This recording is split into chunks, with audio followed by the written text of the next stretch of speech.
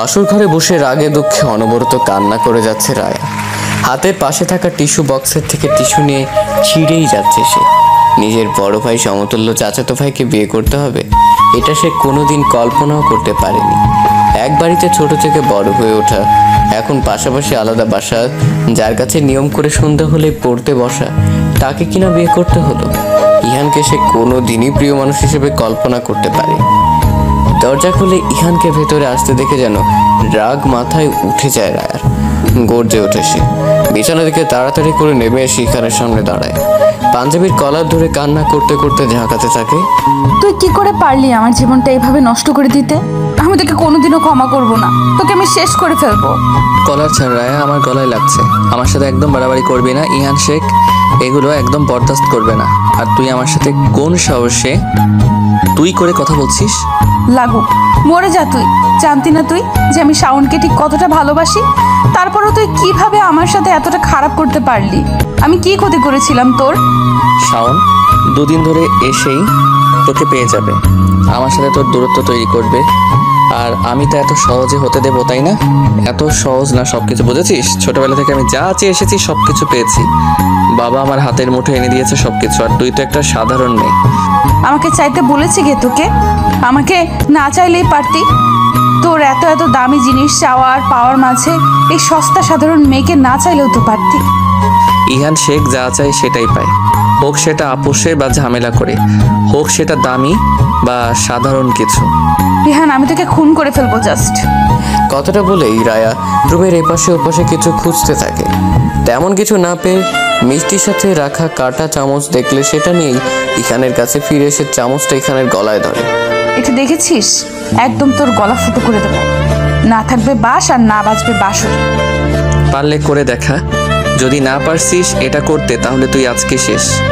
এসব করে তোর অভ্যাস না থাকলেও এটা আমার অনেক দিনের অভ্যাস। আর আমাকে তোর থেকে ভালো আর কে চেনে বল? তোকে নিজের খারাপ রূপটা দেখাইনি জন্য ভাবিস না কোনোদিন দেখাবো না। আমাকে ভয় দেখাচ্ছিস তুই? এতদিন তুইও আমার ভালো রূপ দেখেছিস, এবার আমার বাজে রূপটাও দেখে নে। কথা না কাজ কর। কোনোভাবে বেঁচে গেলে তোকে আমি শেষ করে ফেলবো রায়া। শেষ বলতে শুধু একেবারে সমাপ্তিকেই বোঝায় না, কিছু সমাপ্তি ঘটিয়ে নতুন কিছু শুরু করাকেও বোঝায়। আর তোকে তো আমি কোনো না কোনোভাবে শেষ করবই। শেষে যেহেতু করবি তাহলে বিয়ে করেছিস কেন? তোকে। ইহান কিছু বলবে তখনই দরজায় নক করা শব্দ পায়। ইহান দরজার দিকে তাকিয়ে আবার রায়ের দিকে রেগে তাকায়। তোর তো টাইম শেষ মায়া, মেরে দিতে তো পারলি না, এবার এই ইহান শেখের খেল দেখবি। ইহান গিয়ে দরজা খুলে দেয়। দরজা খুলে দিতেই রায়ার মা রাবেয়া রুমে প্রবেশ করে। রায়া তার মাকে দেখে আরো ক্ষিপ্ত হয়ে যায়। তেড়ে মায়ের আসে এর দিকে। কেন এসেছো তুমি? রায়া মরে গেছে নাকি সেটা দেখতে এসেছো? ওর মতো গুন্ডার সাথে বিয়ে দিয়ে শান্তি হয়নি তোমার? আর তোমার স্বামীর মরেছে কিনা সেটা আবার দেখতে এসেছো? মুখ সামলে কথা বল রায়া, উনি তোর বাবা হন। আর মরে যাওয়ার কথা বলছিস তুই? সেটা আগে মরতে পারতি না? বেচারার এতদিনের সম্মান তুই নষ্ট করেছিস, আর এখন বড় বড় কথা বলছিস। লজ্জা করছে না রে তোর এসব বলতে? কে বলেছিল তোমাদের আমাকে ফিরিয়ে আনতে? ছিল শগুনে নিয়ে যেত, তাতে তোমাদের কি? রায়া এবার চুপ কর। এতক্ষণ বাজে ব্যবহারের জন্য কিছু বলিনি, এবার কিন্তু বড় আম্মুর সাথে খারাপ ব্যবহার করার জন্য মার খাবি আমার হাতে। তোকে তাদের মান সম্মান নিয়ে খেলা করার অধিকার কে দিয়েছে? তুই আমাদের মাঝে কথা বলার কে? সব সময় অন্যদের কথার মাঝে ঢুকে পড়ার স্বভাব বাদ দে। রায়া, ইহানের সাথে একদম বাজে ব্যবহার করবি না। আমি যদি শুনেছি যে তুই ইহানের সাথে খারাপ ব্যবহার করেছিস তাহলে খুব খারাপ হবে। তুই আমার বাসার চৌখাটে ভেতরেও আসবি না কোনোদিন। এই যে তোর লাগেজ, এখানে তোর জামা কাপড় রাখা আছে, কোনো কারণ দেখিয়ে যেন আমার বাড়ি যাবি না তুই। কথাগুলো বলেই রায়ের মা হন হন করে বেরিয়ে যায় রুম থেকে। রায়া কি করবে বুঝতে পারে না। ও বাড়িতে যেতে পারবে না মানে সে কি এখানে থাকবে নাকি? কোনোদিনই তা সম্ভব না। তার পক্ষে যে করে হোক এখান থেকে বের হতে হবে। এখন ফেলা প্রতিটা নিঃশ্বাস যেন আবার বিষাক্ত হয়ে আবার তার কাছে ফিরে আসছে। রায়ার মা চলে যাওয়ার পরই রায়া বেরিয়ে যাওয়ার সিদ্ধান্ত নেয়। যেই বাবা সেই কাজ। রাগ করে বাইরে যেতে উদ্যত হয় ইহান। সাথে সাথে রায়ার হাতটা খপ করে ধরে ফেলে। তুই কি ভেবেছিস রাহাব শেখের মান সম্মান নষ্ট করেছিস?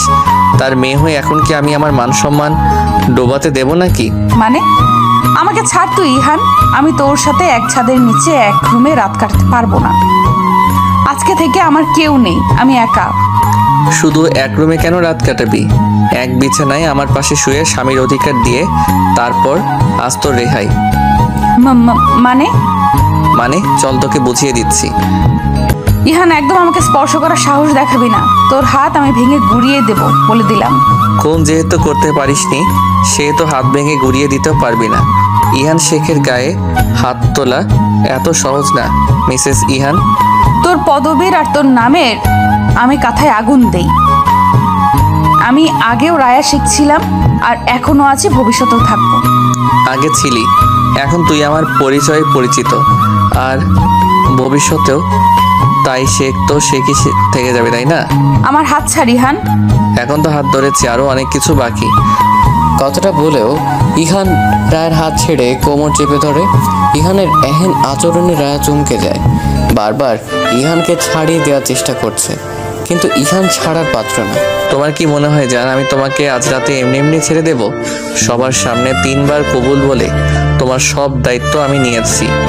আমাকে খুশি করার দায়িত্ব তো তোমাকে নিতেই হবে। ইহান, ছেড়ে দে আমাকে, নইলে কিন্তু আমি চেঁচামেচি করব বলে দিলাম। ইহান এবার রায়াকে নিজের এক সাইডে চেপে ধরে টেনে সাউন্ড বক্সের কাছে নিয়ে যে গান চালিয়ে দেয়। উচ্চস্বরে হেসে বলে, চিৎকার দাও জান, জোরে চিৎকার দাও, আজ তোমায় কেউ শুনবে না। ইহান এবার রায়াকে কোলে তুলে নেয়। রায়া ইহানের বুকে আঘাত করেই যাচ্ছে। ইহানের সেদিকে নজর নেই। রায়ার আঘাত যেন কোনোভাবেই তাকে স্পর্শ করছে না। ইহান রায়াকে কোল থেকে বিছানায় ফেলে দেয়। রায়া আবার ভয় পেয়ে যায়। তার মতো সাধারণ নারীর এত ক্ষমতা নেই যে কিনা ইহানের মতো জিম করা ছেলের সাথে শক্তিতে কুলিয়ে উঠতে পারবে। না ইহান, তুই আমার সাথে এমনটা করতে পারিস না। আমি তোকে আমার স্বামী হিসেবে মানি না, আর জীবনেও তোকে আমি মানবো না। তুই আমি দুজনেই কবুল বলে একে অপরকে স্বীকার করে নিয়েছি, অনেকে সাক্ষী আছে। আর তুই কিনা বলছিস মানিস না? মামার বাড়ির আবদার নাকি? বিয়ে করেছি কি শুধু তোর এই রূপ দেখার জন্য নাকি? আর কোনো কথা না, কোনো কথা না ডার্লিং। আর এতক্ষণ আমার নাম ধরে ডাকা, তুই করে কথা বলার শাস্তি তো তোকে পেতেই হবে। ইহান এক টানে রায়ার শাড়ির আঁচল বুকের উপর থেকে সরিয়ে দেয়। রায়াকে আর কিছু বলার সুযোগ না দিয়ে তার উপর ঝাঁপিয়ে পড়ে। রায়া নিজেকে রক্ষা করতে পেরে ওঠে না ইহানের হাত থেকে। রায়া ইহানের কাছে থেকে কিছুতেই ছাড়াতে পারে না। তবু রায়া নিজেকে ছাড়ানোর চেষ্টা করেই যাচ্ছে, বারবার চিৎকার করছে, কিন্তু কিছুতেই কাজ হয় না। বৌভাতের অনুষ্ঠানে মানুষ আসা শুরু করেছে, কিন্তু নতুন বউ এখনো ঘুম থেকে ওঠেনি। সকালে ইহান উঠে চলে যাওয়ার পরপরই দরজা লক করে আবার শুয়ে পড়েছে রায়। রাতের শারীরিক অত্যাচারের রেশ এখনো কাটেনি। এসবের প্রতিশোধ না নেওয়া পর্যন্ত যেন তার শান্তি নেই। সকাল 10টা থেকে ইহানের মা ইরিনা বেগম এবং বোন এশার ডেকেই যাচ্ছে কিছুক্ষণ পর পর, কিন্তু রায়া কিছুতেই দরজা খুলছে না। 12টার দিকে আর কোনো উপায় না পেয়ে ইরিনা বেগম ছেলেকে কল দেন। ইহান সকাল থেকে কাজে ব্যস্ত, নিজের বিয়ের সমস্ত দায়িত্ব নিজের কাঁধে এসে পড়েছে। মায়ের ফোন পেয়ে একটু ফাঁকা জায়গায় বেরিয়ে আসে ইহান। হ্যাঁ আমি বলো। রায়া এখনো দরজা খুলেনি। পায়লা থেকে মেয়েরা এসে 11টা থেকে অপেক্ষা করছে। মানুষ আসা শুরু করেছে। বাড়ির এই অবস্থা দেখলে মান সম্মানের বাকিটুকু আর থাকবে না ইহান। আমি আসছি। আমি ফোন কেটেই ইহান বাড়ির ভেতরে প্রবেশ করে। অনুষ্ঠান হলেও বাড়ির ভেতরে কোনো হইচই হট্টগোল নেই, সবাই বাহিরের দিকটাতেই আছে। ইহান বাড়ির ভেতরে ঢুকতেই এশার সাথে দেখা হয়ে যায়। ইহানকেই ডাকতে যাচ্ছিল সে, ভাইকে দেখে আর এগোয় না। ইহান হাঁটতে হাঁটতেই বলে, রায়া দরজা খোলেনি এখনো? না, ভেতরে গান চলতেছে, হয়তো আমাদের কারোর কথা ডাক ভেতরে পৌঁছাচ্ছে না। আচ্ছা তুই মাকে বল রায়া এখনই দরজা খুলবে। আধা ঘন্টার মধ্যেই যেন রুমে পার্লারে মেয়েদের পাঠিয়ে দেয়। এশা সম্মতিসূচক মাথা নাড়িয়ে চলে যায়। ইহান নিজের রুমের দরজার সামনে গিয়ে দেখে দরজা তখনও ভেতর থেকে আটকানো। পকেট থেকে চাবিটা বের করে দরজা আনলক করে ভেতরে প্রবেশ করে, সাথে সাথে আবার দরজা বন্ধ করে দেয় ইহান। রায়া খাটে হেলাদ নিয়ে বসেছিল। ইহানকে দেখে রীতিমতো থতমতো খেয়ে যায় সে। রায়ের মুখের অবস্থা দেখে ইহান বাঁকা হেসে বলে, কি ভেবেছিলি সারাটা দিন সবাই বাইরে থেকে তোকে ডাকবে আর তুই এভাবেই বসে মজা দেখবি? বড় কথা, আমার সম্মান নষ্ট করবি? এটা আমি কি করে হতে দিই বলো তো জান? ইহান শেখের মান সম্মান তোর হাইটের ডাবল উঁচুতে আছে, লাফিয়ে লাফিয়েও ছুতে পারবি না। এখন জিদ না করে যা, ফ্রেশ হয়ে আয়, বউ সাজতে হবে তো আবার। আমি ফ্রেশও হব না, সাজবও না, এখান থেকে উঠবই না। শরীরে এনার্জি নেই, আদর লাগবে, আগে বলবি না? বলে ইহান খাটের দিকে এগিয়ে যায়। রায়া এবার দৌড়ে চড়ে বসে, খাটের অন্য পাশে চলে যায় সে। রায়া উচ্চ স্বরে বলে ওঠে, একদম কাছে আসার চেষ্টা করবে না, একদম ছোবেন না আমাকে। ইহান রায়ার পা ধরে টেনে নিজের কাছে নিয়ে এসে চুলের খোপা খুলে কপাল থেকে গলা পর্যন্ত আঙ্গুল বয়ে নিয়ে আসতেই রায়া ইহানের হাত খপ করে ধরে ফেলে। ইহানের দিকে কড়া মেজাজে তাকিয়ে বলে, বলেছেন আমাকে স্পর্শ করবেন না, অনিষ্ট করে ফেলবো, কিন্তু ধ্বংস করে দেব সব কিছু। ইহান হাসতে হাসতে বলে, আমি তো ধ্বংস হতেই বিয়ে করেছি তোকে। ইহান শেখের বউ প্রলয়ঙ্কারী না হলে কি চলে? এখন বলুন ম্যাম, এমনি এমনি ফ্রেশ হতে যাবেন নাকি এনার্জি লাগবে? হাফ ডোজে চলবে নাকি ফুল লাগবে? আমি কিছুতেই রেডি হব না। ইহান রায়ার কোমর জড়িয়ে ধরতেই রায়া চোখ মুখ খিঁচে বন্ধ করে নেয়। ইহান রায়ার পেটে হাত বুলিয়ে গলায় মুখ গুজিয়ে দিতেই রায়া কেঁপে ওঠে। ধাক্কা দিয়ে ইহানকে সরিয়ে দেয় সে। অসহায় চোখে ইহানের দিকে তাকায় রায়া। কেন করছেন এমন? আমি সত্যি শাওনকে ভালোবাসি। ওর জায়গায় আমি কাউকে ভাবতে পারবো না। রাজনৈতিক রেষারেষির কারণে আমি কেন আমার ভালোবাসাকে বলি দেব? ও কালকে আমাকে নিতে আসতো, ও আমাকে অনেক রায়াকে কথা শেষ করতে না দেয় না ইহান।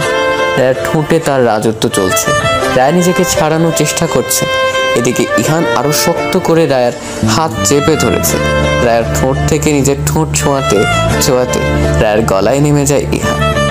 রায়াও তার শক্তি হারাতে চলেছে। রায়ার কোমর ধরে টেনে নিজের আরো কাছে নিয়ে আসে ইহান। ইহানের এলোমেলো আচরণে ভয় পেয়ে যায় রায়া। হঠাৎ বলে ওঠে, আমি তৈরি হয়ে নিচ্ছি, ছাড়ুন প্লিজ।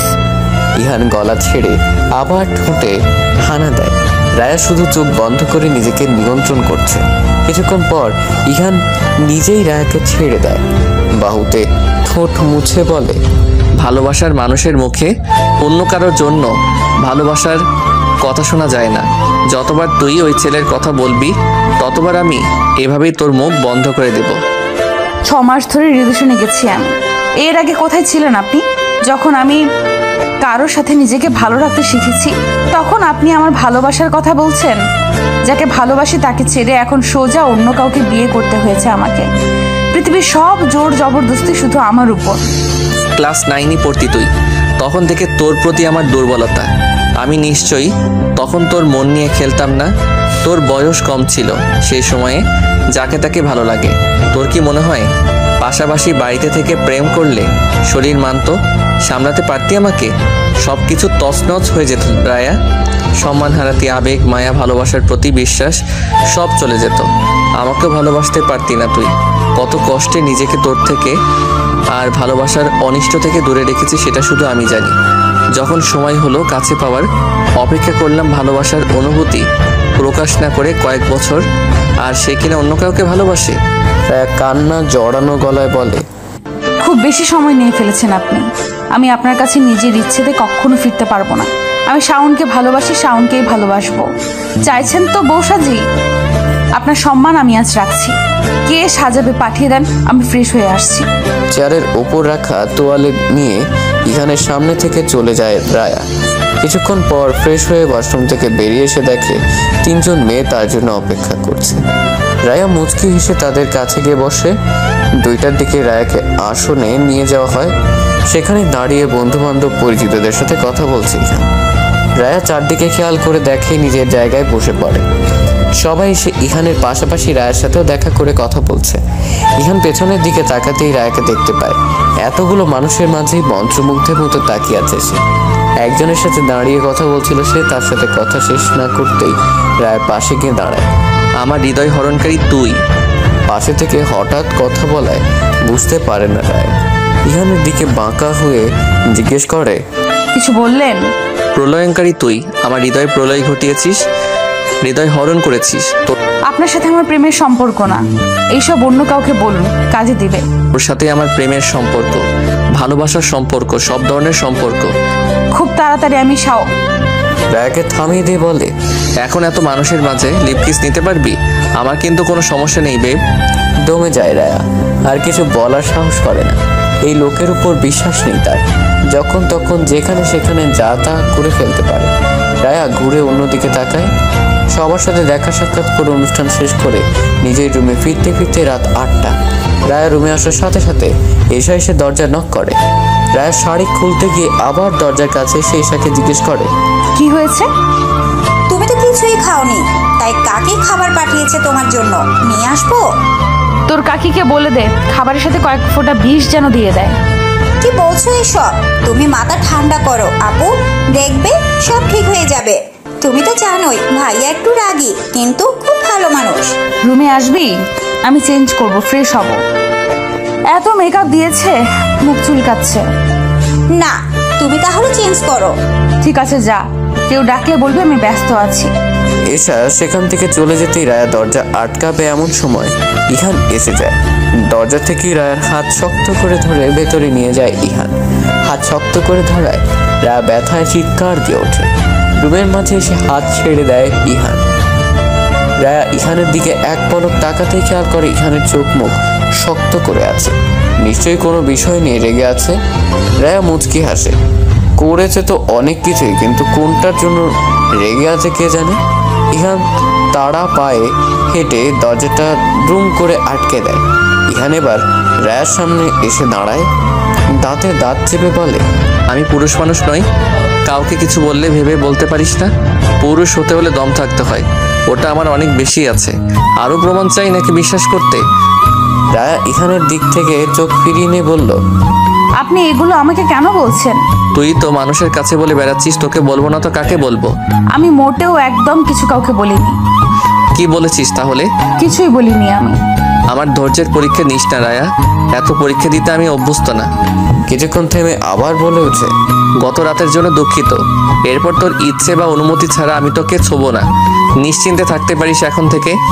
ইহান কথাটা বলে রুম থেকে বের হয়ে যায়। ইহানের এমন ভুল বদলে বেশ অবাক হয় রায়া। ইহানের চলে যাওয়ার দিকে নিমিষ চেয়ে থাকে। খারাপ মানুষের ভালো রূপ মোটেও হজম হচ্ছে না তার।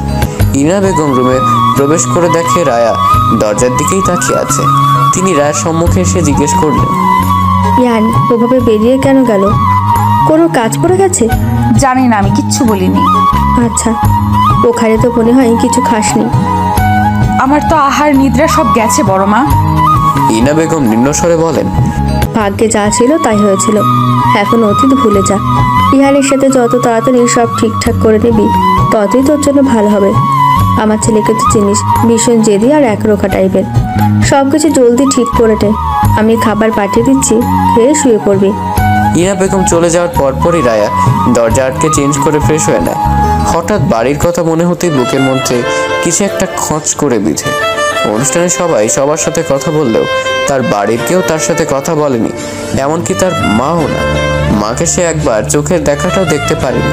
ওদিকে শাওনের কি অবস্থা সেটা ভেবে মন খারাপ হচ্ছে রায়া। শাওন কি তার কলের অপেক্ষা করছে? বিয়ের কথা তো সমস্ত গ্রাম জেনে গেছে, চেয়ারম্যান শামসুজ্জামানের মেয়ের বিয়ে বলে কথা, তাও আবার ইহান শেখের সাথে। শাওন তাকে ভুল বেজবে কিনা সেটা নিয়ে ভাবছে রায়া। রুমের মধ্যেই বাজারি করতে থাকে সে, ভীষণ অস্থির লাগছে তার। দরজায় নক করার শব্দ হতেই রায়া গিয়ে দরজা খুলে দেয়। ইহান খাবার নিয়ে দরজার উপাশে দাঁড়িয়ে আছে। রায়ের দিকে প্লেট এগিয়ে দিয়ে বলে, অনেক রাত হয়ে গেছে, খাবারকে ঘুমিয়ে পড়। আমি পাশের রুমে আছি, রাতে কোনো প্রয়োজন হলে ডাক দিলেই হবে। রায়া তাচ্ছিলের হাসি হেসে বলে, এত চেঞ্জ হঠাৎ? তো ভালো মানুষই কেন? আপনি তো ভালো মানুষ নন। ঘরের কথা বাহিরে গেলে সেটা দৃষ্টিকটু দেখায়, আর সেটা যখন অন্য মানুষের সাথে ঘুরে ফিরে আবার ঘরের মানুষের কাছে আসে তখন সেটা আরো বাজে দেখায়। আপাতত চাইছি না আমাদের আর কোনো ঘটনা ঘটুক, তুই যা চাইবি তাই হবে। আমি তোর আশেপাশে আর থাকছি না, আমি যেটা বলি সেটাই করি। রায়ার মনে পড়ে অনুষ্ঠানে মাকে না দেখে এশার ফোন দিয়ে মাকে কল করেছিল। তার মা তার সাথে কথা বলতে চায়নি। তখন সে কান্না করে মাকে জানিয়েছিল ইহানের কথা। রায়া ভাবে ইহানকে কি তবে কেউ কিছু বলেছে। সে কাঁপা কাঁপা গলায় বলে, আমাকে ডিভোর্স দেওয়ার ব্যবস্থা করুন শাহ। ইহান খাবারের প্লেটটা পাশের ছোট টেবিলটায় রেখেই রায়ার ঠোঁট দখল করে নেয়। রায়া সাথে সাথে চোখ বন্ধ করে ফেলে। বারান্দা দিয়ে নিম নিম বাতাস আসছে, চুলগুলো যেন রায়ের মুখে এসে আছড়ে পড়ছে। রায়াকে চোখ বন্ধ করতে দেখে ইহান আরো ক্লোজ হতে শুরু করে। রায়ের অবস্থা ব্যক্তি দেখে ইহানের থেকে নিজেকে ছাড়িয়ে নেয়। ঘটে যাওয়া ঘটনায় ভীষণ রকম অপ্রস্তুত সে। ইহান এত কিছু বলার পরও যে এটা করে বসবে সেটা ধারণা করতে পারেনি সে। রায়কে চুপ থাকতে দেখে ইহান মুচকি হেসে বলে, তুই চাইলে আমরা আরো গভীর হতে পারতাম। ভেবেছিলাম তুইও আমাকে চাইছিস, জন্যই বারবার ওই গর্ধবটার নাম মুখে আনছিস। ওর নাম উচ্চারণ না করে আমাকে আমার কথা রাখতে সহায়তা তুই করতেই পারিস রায়া। ভালোবাসি ওকে। ভালোবাসি তোকে খুব। আমার ভালোবাসার দৈর্ঘ্য, প্রস্থ, ব্যাস, ব্যাসার্ধ তুই কোনোদিন পরিমাপ করতে পারবি না, গভীরতা কল্পনাও করতে পারবি না। যেটা করবোই না সেটার প্রতি কোনোদিন ইচ্ছে পোষণ করা বিলাসিতা। ভালোবাসবি আমাকে? তুই নিজেকে যতটা ভালোবাসিস তার চেয়ে আমাকে বেশি ভালোবাসবি। আমাকে ছাড়া নিজের অস্তিত্ব কল্পনা করতে পারবি না।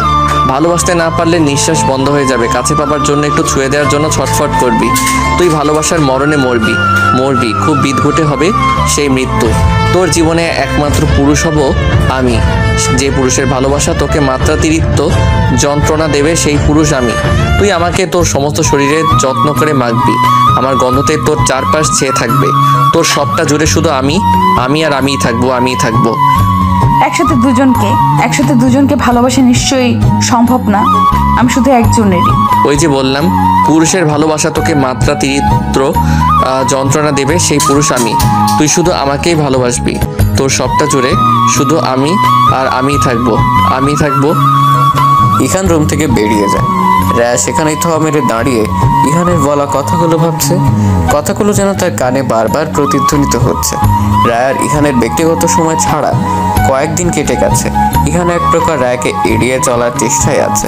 রায়া রুমে থাকাকালীন ইহান ভুলে গেছে একবারে রুমে আসেনি। গোটা 4 দিন কেটে গিয়েছে। রায়া নিজের বাড়িতেও যায়নি। বাবা মা ভাইও একবার খোঁজ খবর অবধি নেয়নি। অভিমানের পাহাড় যেন দিনকে দিন বেড়েই চলেছে। সঙ্গীহীনতায় কাটছে প্রতিটা প্রহর। শব্দহীন চাপা কান্না বুকে বেঁধে আছে। না পারছে কাউকে কিছু বলতে, আর না পারছে সইতে। প্রতিটা মুহূর্তে নিজেকে আবিষ্কার করছে বিধ্বস্ত রায়া হিসেবে। জীবনের সবকিছু কেমন খেয়েই হারাতে বসেছে। খাটে হেলান দিয়ে অতীতের কথাগুলো ভাবছিল রায়া। এমন সময় দরজায় নক করার শব্দে সেদিকে তাকিয়ে দেখে এশা দাঁড়িয়ে আছে। রায়া ইশারায় তাকে ভেতরে আসতে বলে। এশা এসে রায়ার সামনে আরাম করে বসে। আমি কিছু টাকা দিয়েছে, শাড়ি পরে থাকতে নিশ্চয়ই তোমার অসুবিধা হচ্ছে, তাই আমি বলল তোমাকে নিয়ে বাইরে যেতে। তোমার যা যা লাগবে কিনে নিতে পারবে। কখন যাবে বলো? রায়া সোজা হয়ে বসে। বাড়ি থেকে বের হওয়ার উপায় অন্তত পাওয়া গেছে ভেবে মনে মনে বেশ খুশিই হয় সে। দুজন কথাবার্তা বলে ঠিক করে সন্ধ্যায় বের হবে। কেনাকাটার সাথে সন্ধ্যার পরিবেশটাও বেশ এনজয় করা যাবে। এসা চলে গেলেই রায়া সুন্দর একটা শাড়ি পছন্দ করে আলাদা করে রেখে দেয়। ঠিক করে আজই শাওনের সাথে দেখা করবে। রায়ার এসা রেডি হয়ে একসাথে রুম থেকে বের হতেই দেখে ইরিনা বেগম ইহানকে খেতে দিচ্ছেন। রায়ার মনে পড়ে দুপুরে খাওয়ার সময় ইহান খাবার টেবিলে ছিল না। দুজন গিয়ে ইরিনা বেগমের সামনাসামনি দাঁড়ায়। রায়া ইহানের দিকে তাকিয়ে ইরিনা বেগমকে উদ্দেশ্য করে বলে, বড় মা আসছি, তাহলে আমরা ফিরতে একটু দেরি হতে পারে। ইরিনা বেগম ইহানের প্লেটে বাড়তি ভাতটুকু দিয়ে বলেন, মেয়েদের সন্ধ্যার পর বাইরে থাকতে হয় না, বেশি দেরি করিস না। ইহান প্লেটে ভাত নাড়াচাড়া করতে করতেই বলে, যখন আসিস সমস্যা নেই, দুজন একটু সাবধানে চলাফেরা করিস। এই এলাকার কারো সাহস নেই তোদের ক্ষতি করার। গেড়ে রেখে দেবো না ওখানেই। আর এসা, হ্যাঁ ভাইয়া, আমার ওয়ালেটে টাকা আছে, দুজন 2টা বোরকা কিনে নিয়ে আসবি। এরপরের বার থেকে দুজন বোরকা পরবি। আচ্ছা। দুজন বেরিয়ে যাওয়ার সাথে সাথে ইরিনা বেগম বলে ওঠেন, দুজনকে সাহস দিয়ে মাথায় তুলিস না। এইভাবে চলাফেরা করলে মেয়েরা খারাপ হয়ে যায়। আমি আমার মেয়েকে শাসনে রাখতে পারবো, কিন্তু রায়াকে কিছু বলতে গেলেই খারাপ শাশুর হয়ে যাব। তার চেয়ে ভালো তুইও এসব দেখ। চিন্তা কর না, আমি কিচ্ছু হবে না। আমি যতটুকু হতে দেব ততটুকুই কেউ কিছু করতে পারবে। শপিং শেষ করে রায়া আর এশার রেস্টুরেন্টে এসে বসেছে। খাবারও অর্ডার দেওয়া হয়ে গেছে। ওয়েটার এসে জানালো 10 থেকে 15 মিনিট লাগবে। রায়া হঠাৎ কিছু মনে পড়ার মতো করে বলে, এসে আমি একটা জিনিস কিনে আনতে ভুলে গেছিলাম। দুজন একসাথে তো আর যেতে পারবো না এখন, পরে গেলেও তো অনেক দেরি হয়ে যাবে। তুই বরং এখানে বস, আমি 5-7 মিনিটের মধ্যেই চলে আসছি। তোর ফোনে এমবি আছে তো না? এমবি থাকলে তোর বসে থাকতে খারাপ লাগতো না। এশা ফোন টিপতে টিপতেই বলল, হ্যাঁ তুমি যাও, আমি এখানেই আছি। একটু তাড়াতাড়ি এসো, খেয়ে বাসে ফিরতে হবে। আমি যাব, কিনে নিয়েই চলে আসব, বেশি সময় লাগবে না। এশা সম্মতিসূচক মাথা নাড়িয়ে আবার ফোনে ফোন দেয়। রায়া নিজের সাইড ব্যাগটা নিয়ে তাড়াতাড়ি করে বেরিয়ে যায়। সে জানে শাওন এই সময় কোথায় থাকে। যতদিন তার সাথে এই সময় রাতে কথা হয়েছে, ফোনে কথা বলার সময় জিজ্ঞেস করলে একই জায়গার নাম বলেছে সব সময়। রায়া তাড়াতাড়ি করে হেঁটে স্টলের সামনে গিয়ে দাঁড়ায়। ভেতরে কয়েকজন ছেলে দাঁড়িয়ে দাঁড়িয়ে ক্যারাম খেলছিল। রায় স্টলের ছোট ছেলেকে ডাক দিয়ে জিজ্ঞেস করে জানতে চায় শাওন এখানে আছে কিনা। ছেলেটা ভেতরে একবার দেখে জানায় শাওন ভেতরেই আছে। রায় তার হাতে 100 টাকার নোট গুঁজে দিয়ে শাওনকে একবার ডেকে দিতে বলে। ছেলেটা ভেতরে চলে গেলে রায়া রাস্তার এক পাশে গিয়ে দাঁড়ায়। মিনিট খানেকটার মধ্যে স্টলের ভেতর থেকে লম্বা চওড়া স্বাস্থ্যবান ছেলে এক প্রকার দৌড়ে এসে রায়াকে জড়িয়ে ধরতে লাগলে রায়া তার বুকে হাত দিয়ে ঠেলে থামিয়ে দেয়। ছেলেটা সেখানেই দাঁড়িয়ে থাকে। রায়া স্পষ্টভাবে বলে ওঠে, শাওন। শাওন এলোমেলোভাবে কিছু বলতে গিয়ে ব্যর্থ হয়। মলিন মুখে শুধায়, কেমন আছো রায়া? রায়া কিছু বলে না। নিমিষ তাকিয়ে দেখছে শাওনকে। কতগুলো দিন কেটে গেছে, দুজনের দেখা হয়নি, এমনকি মুঠোফোনে বাক্য বিনিময়ও হয়নি। রায়াকে চুপ থাকতে দেখে শাওন আবার বলে ওঠে, তুমি তোমার শাওনকে ছেড়ে কেমন আছো? তোমার শাওনকে একবারও মনে পড়েনি তোমার? তুমি জানো আমি তোমাকে মনে করে কত কান্না করেছি, কতবার তোমায় কল করেছি, জানো তুমি? রায়া নিচু গলায় বলে, তুমি আমাকে সেদিন নিতে কেন আসনি শাওন? তুমি কিভাবে পারলে আমাকে ঠকাতে? তুমি জানো আমি স্টেশনে একলা একটা মেয়ে কিভাবে ছিলাম? বিয়ের আসর ছেড়ে পালিয়েছিলাম আমি শুধু তোমার কথা ভেবে, তোমার সাথে সংসার করব বলে। অথচ আজ আমাকে অন্য কারো সংসার সামলাতে হচ্ছে। এসব তো আমি চাইনি শাওন, তবে কেন আমার সাথেই ঘটলো এসব? আমি তোমাকে নিতে স্টেশনে গিয়েছিলাম রায়া। আমাকে না নিয়ে ফিরে গেছিলে? বুক কাঁপলো না তোমার? স্টেশনে গেটে পা রাখতেই দেখি মার কল। আব্বা অসুস্থ হয়ে গিয়েছিল, তোমাকে কিভাবে নিয়ে যেতাম বলো? আমি ভেবেছিলাম তুমি বাড়ি ফিরে গেলে বিয়েটা আর হবে না, কোনো না কোনো ভাবে বিয়েটা তুমি ভেঙে দেবে, বিশ্বাস ছিল এটাই। রায়ার চোখ ছলছল করছে। চোখের পলক ফেলতেই 2 ফোঁটা পানি গাল বেয়ে গড়িয়ে পড়ল। রায়ার নাক টেনে গাল মুছে বলল, বিয়ে আমি ভাঙতে পারিনি শাওন। তুমি একা এসেছো এখানে রায়া, আমি তোমাকে অন্য কারোর সাথে সহ্য করতে পারছি না। অন্য কেউ তোমার সাথে থাকছে ভাবলেই কান্না হয়। সে তোমাকে ছয়নি তো বলো, তুমি আমারই আছো তো বলো না? রায়া ফুপিয়ে কান্না করে দেয়। কান্না জড়ানো গলায় বলল, ছুঁয়েছে শাওন, ইহার আমাকে খুব বাজেভাবে ছুঁয়েছে। কিছুক্ষণ নীরব হয়ে দাঁড়িয়ে থাকে শাওন। রায়া কান্না করেই যাচ্ছে।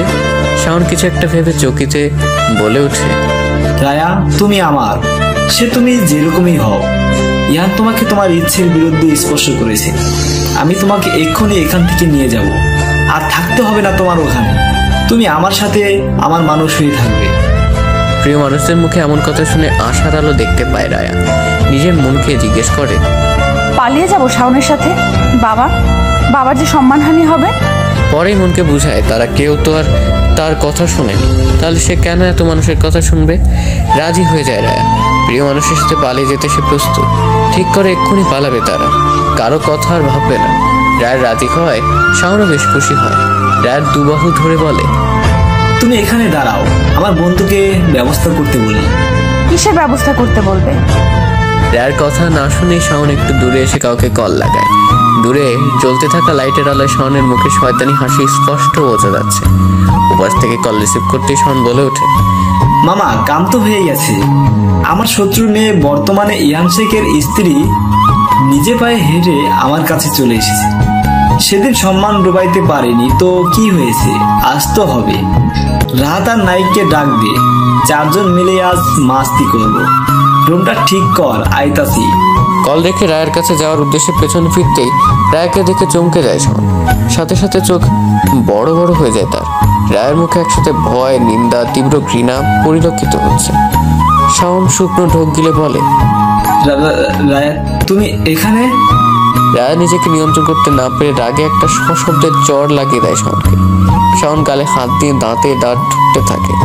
হাত ধরে টেনে ফাঁকা জায়গায় নিয়ে যে বলে, তোর সাহস তো কম না, তুই আমাকে চড় মারলি, এই শাওনকে চড় মারলি, জীবনের ভয় নেই তোর? রায়া টান দিয়ে নিজের হাত ছাড়িয়ে নিয়ে বলে, ভালোবাসার নামে এই নোংরা খেলা খেলতে বুক কাঁপলো না তোর? তুই আমাকে রেপ করার চিন্তা করছিস? রাজনৈতিক শত্রুতার জন্য তুই আমার ইমোশন নিয়ে খেললি, আর তোর জন্য আমি কিনা রুমে বসে দম বন্ধ করে কান্না করছিলাম। শাওন সাথে সাথে পকেট থেকে রুমাল বের করে কোনোভাবে রায়ের মুখটা পেতে নেয়। এক হাত দিয়ে শক্ত করে রায়ের দুই হাত মুঠোবন্দি করে ধরে কোনো একজনকে কল দিয়ে তাড়াতাড়ি সেখানে আসতে পারে। রায় নিজেকে ছাড়ানোর চেষ্টা করছে, চোখ দিয়ে তার অনবরত বাড়ি ঝরছে। ভালোবাসার মানুষের এমন কুৎসিত বিকৃত রূপ দেখতে হবে এটা সে কখনো কল্পনাও করতে পারেনি। হঠাৎ পায়ে হাঁটুর নিচে কেউ পেছন থেকে লাথি দিতেই আঘাত লেগে টাল সামলাতে না পেরে মাটিতে পড়ে যায় শাওন। পেছন ফিরে তাকায় সে, রায়া কিং কর্তব্য বিমূঢ় হয়ে দাঁড়িয়ে আছে। তার চোখের বাড়ি ধরা থামেনি এখন। রায়ের মুখের বাঁধন নিজেই খুলে নেয়। দৌড়ে গিয়ে দাঁড়িয়ে থাকা ব্যক্তিটাকে জড়িয়ে ধরে বুকে মাথা রেখে বলে ওঠে, ইহান। ইহানের পিছে কয়েকজন দাঁড়িয়ে আছে, হাতে তাদের লাঠি সোটা। 7-8 জনের মধ্যে কারো হাত শুনো নেই, সবার মুখেই রাগের ছটা। ইহান রায়কে বুকের বাম পাশে বাম হাত দিয়ে জড়িয়ে নিয়ে শাওনের দিকে এগিয়ে যায়। শাওন উঠবে এমন সময় আরেকবার জোরে লাথি দিয়ে ফেলে দেয়। হাতের উপর পা দিয়ে ডলতে থাকে আর বলতে থাকে, বউ হয় ও আমার, ওর শরীরে হাত দেওয়ার তুই কে? ও আমার বউ, মারলেও আমি মারবো আর আদর করলেও আমি করব। আমি ছাড়া অন্য কেউ ওর গায়ে ফুলের টোকা দিলেও হাত ভেঙে ফেলবো। ওর উপর সব অধিকার শুধু আমার।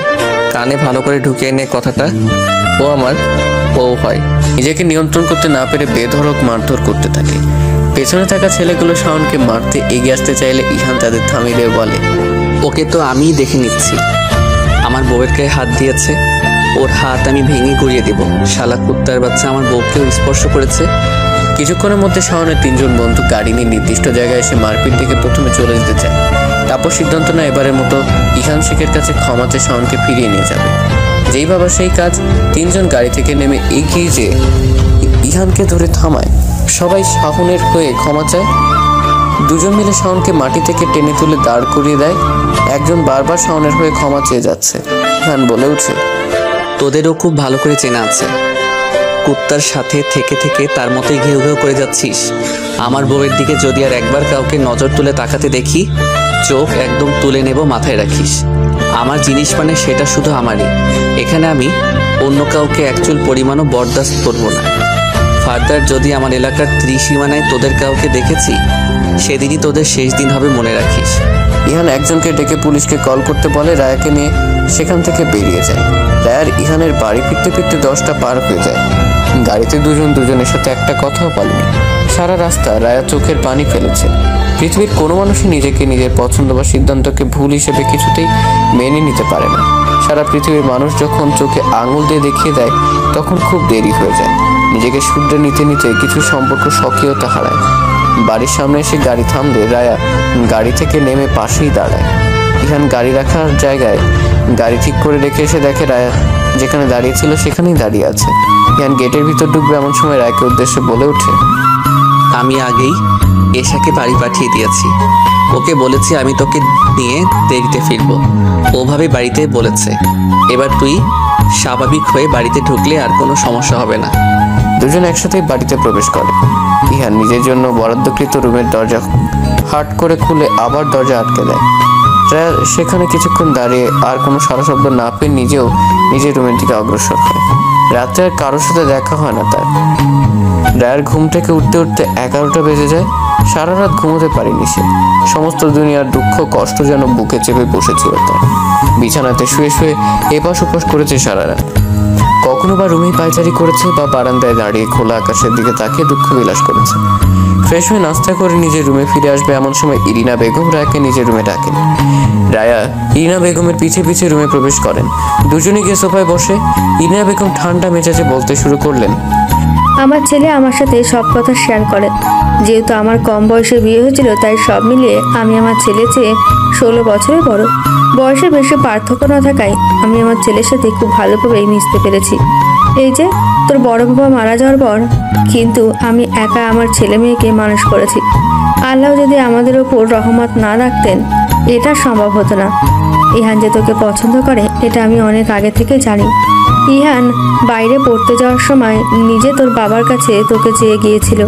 শোন মা, সংসার জীবনে ভালো থাকার জন্য ভালোবেসে বিয়ে করা জরুরি না। বিয়ের পর পুরুষ আর নারী একে অপরকে ভালোবাসা জরুরি। নারীর মায়া বেশি, একসাথে থাকতে থাকতে পুরুষের মায়াই খুব তাড়াতাড়ি জড়িয়ে যায়। আমার ছেলেকে ভালো না বেসে থাকা যায় না। আমার ছেলে তোকে প্রচণ্ড ভালোবাসে। যে ছেলে বাড়িতে 3 বেলা ওই টেবিলটাই বসে সবার সাথে বসে নাস্তা করে, সেই ছেলে আজ কয়দিন হয়ে গেল বাড়িতেই থাকছে না। তোদের সাথে কি হয়েছে জানি না, শুধু বলবো যা হয়েছে ভুলে যা আর সব কিছু ঠিক করে নে। পাশাপাশি বাড়ি হয়, তোর ব্যাপারে যে কিছুই জানি না তেমন না। ওসব নিয়ে শাশুড়ি হয়ে কথা বলতে চায় না। আর ওই ছেলে। ইরিনা বেগমকে থামিয়ে দিয়ে রায়া বলে ওঠে, বর্মা প্লিজ, আমি বাইরের কোনো ছেলের কথা আর শুনতে চাই না। রায়ের এই ছোট্ট কথায় ইরিনা বেগমের মুখে হাসির রেখা দেখা দেয়। তিনি রায়ের মাথায় হাত বুলিয়ে দিয়ে বলেন, দোয়া করি সুখী হও। রায়া মাথা নিচু করে নিম্ন স্বরে বলে, বড়মা, আপনার ছেলেকে তো দেখছি না, উনি কোথায়? বাড়িতে নেই। তোর ওপর অভিমান হয়েছে তার নাকি একটু একাকিত্ব প্রয়োজন, তাই সে নিজেই 7 দিনের প্যাকেজে সাজেক রওনা দিয়েছে। রায়া যেন আকাশ থেকে পড়ে। বিয়ের পর ছেলে মানুষ হানিমুনে এখানে ওখানে যায়, আর ইহান কিনা একা সময় কাটাতে অতদূর গিয়েছে। রায়াকে চুপ থাকতে দেখে ইরিনা বেগম বলে ওঠেন, আমাকে বলে গেছে তোকে দেখে রাখতে, তুই যেন বাইরে বের না হোস। আমার এমনিতেও বাইরের কোনো দরকার নেই। আমার মা বাবাও তো আমার কোনো খোঁজ খবর নেয় না। আমার কেউ নেই, কোথাও যাওয়ারও নেই। পাগলি মেয়ে একটা, তোর সব আছে, সবাই আছে। সবচেয়ে বড় কথা, আমার ছেলের মতো একটা স্বামী আছে তোর। দুজনের মাঝে আরো বেশ কিছুক্ষণ কথা চলে। ইরিনা বেগমের প্রতিটা কথা যেন মনে দাগ কাটতে থাকে রায়ার। নিজে যে কত বড় ভুল করে বসে আছে সেটা হাড়ে হাড়ে বুঝতে থাকে। মন খারাপ লাগছে ইখানের কথা ভেবে, প্রচন্ড রাগ লাগছে নিজের প্রতি। সন্ধ্যে 7টার পর থেকে বারান্দায় বসে ইহানকে কল দিয়েই যাচ্ছে রায়া। বিকালে ঈশাকে দিয়ে রায়ার ফোন আর চার্জারটা আনিয়ে নিয়েছিলেন ইরিনা বেগম। ছেলে আর ছেলের বউয়ের সংসারটা ঠিক করতে তিনি ভীষণ কর্মঠ। সন্ধ্যা থেকে 30 বারের বেশি কল করা হয়েছে রায়ার, কিন্তু ইহান ফোন তোলেনি। রায়ার ভীষণ মন খারাপ হচ্ছে।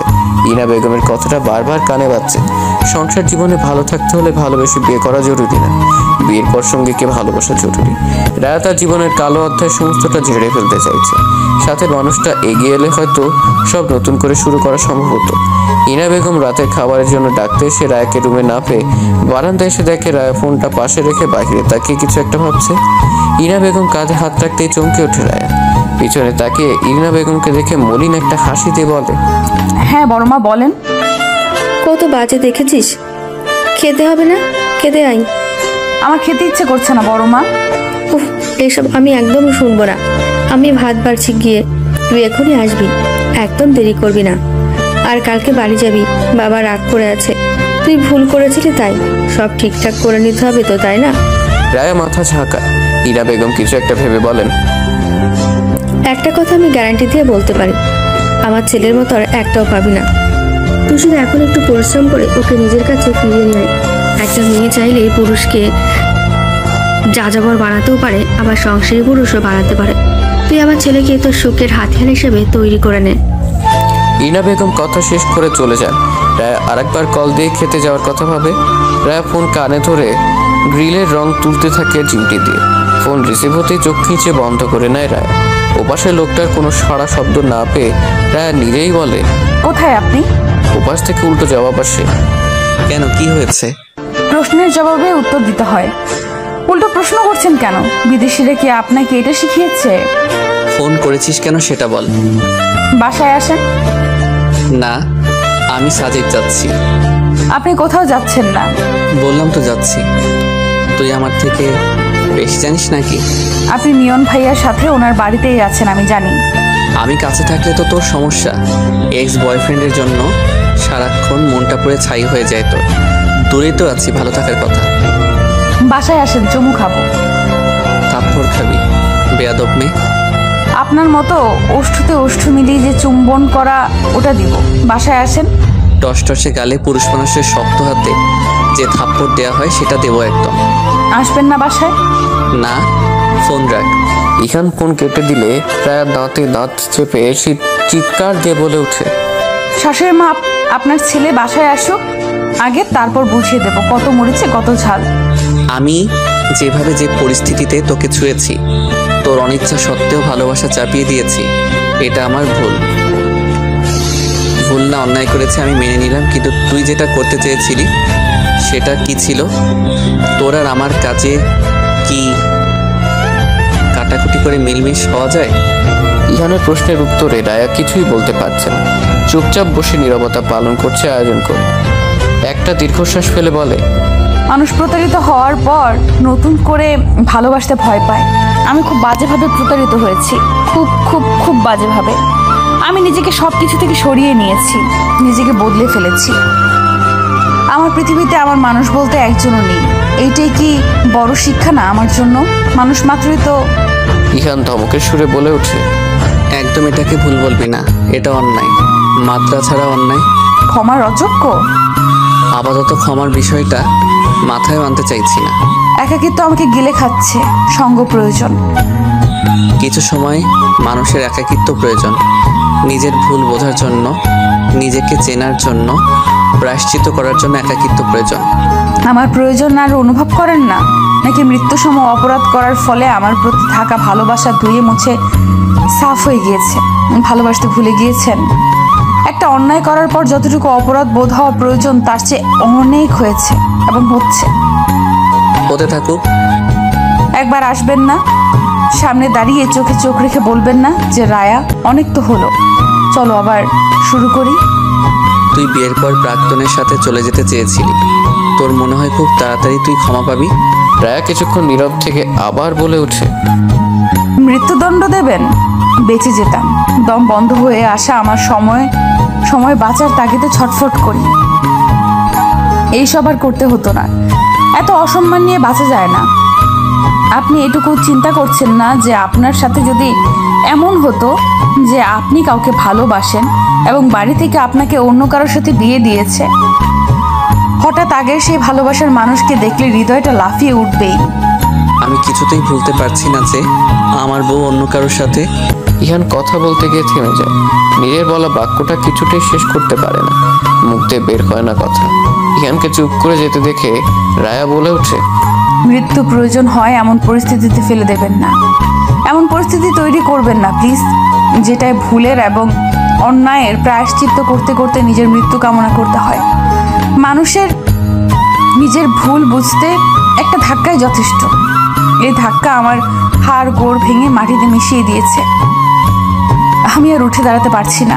মানুষের মন থেকে যখন ভালো লাগা হারিয়ে যায় তখন ভালো থাকাটাও বিদায় নেয়, আর ভালো থাকা বিদায় নিলে মানুষ তখন মৃত্যুর সাথে বন্ধুত্ব করতে উদ্গ্রীব হয়ে ওঠে। ইহান তখনও চুপ করেই আছে। রায়া নিজেই কান্না করতে করতে আবার বলে, আমি কিন্তু যেইভাবেই হোক নিজেকে বাঁচিয়ে নিতাম। আমি আমার সিদ্ধান্ত অনুযায়ী প্রথম ধাপ ফেলার আগেই সবটা জেনে গিয়েছিলাম। যেটা করতে চেয়েছিলাম সেটা চাওয়া পর্যন্তই, আর এটাই আমার অপরাধ।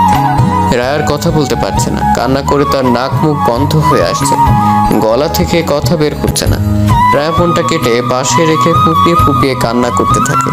গোটা 4 সপ্তাহ পর ইখান রায়ার কল রিসিভ করেছিল। এই 4 সপ্তাহ রায়া প্রতিটা সেকেন্ডে নিজেকে পুড়িয়ে নিজেকে খাঁটি করে তৈরি করছে প্রতিনিয়ত।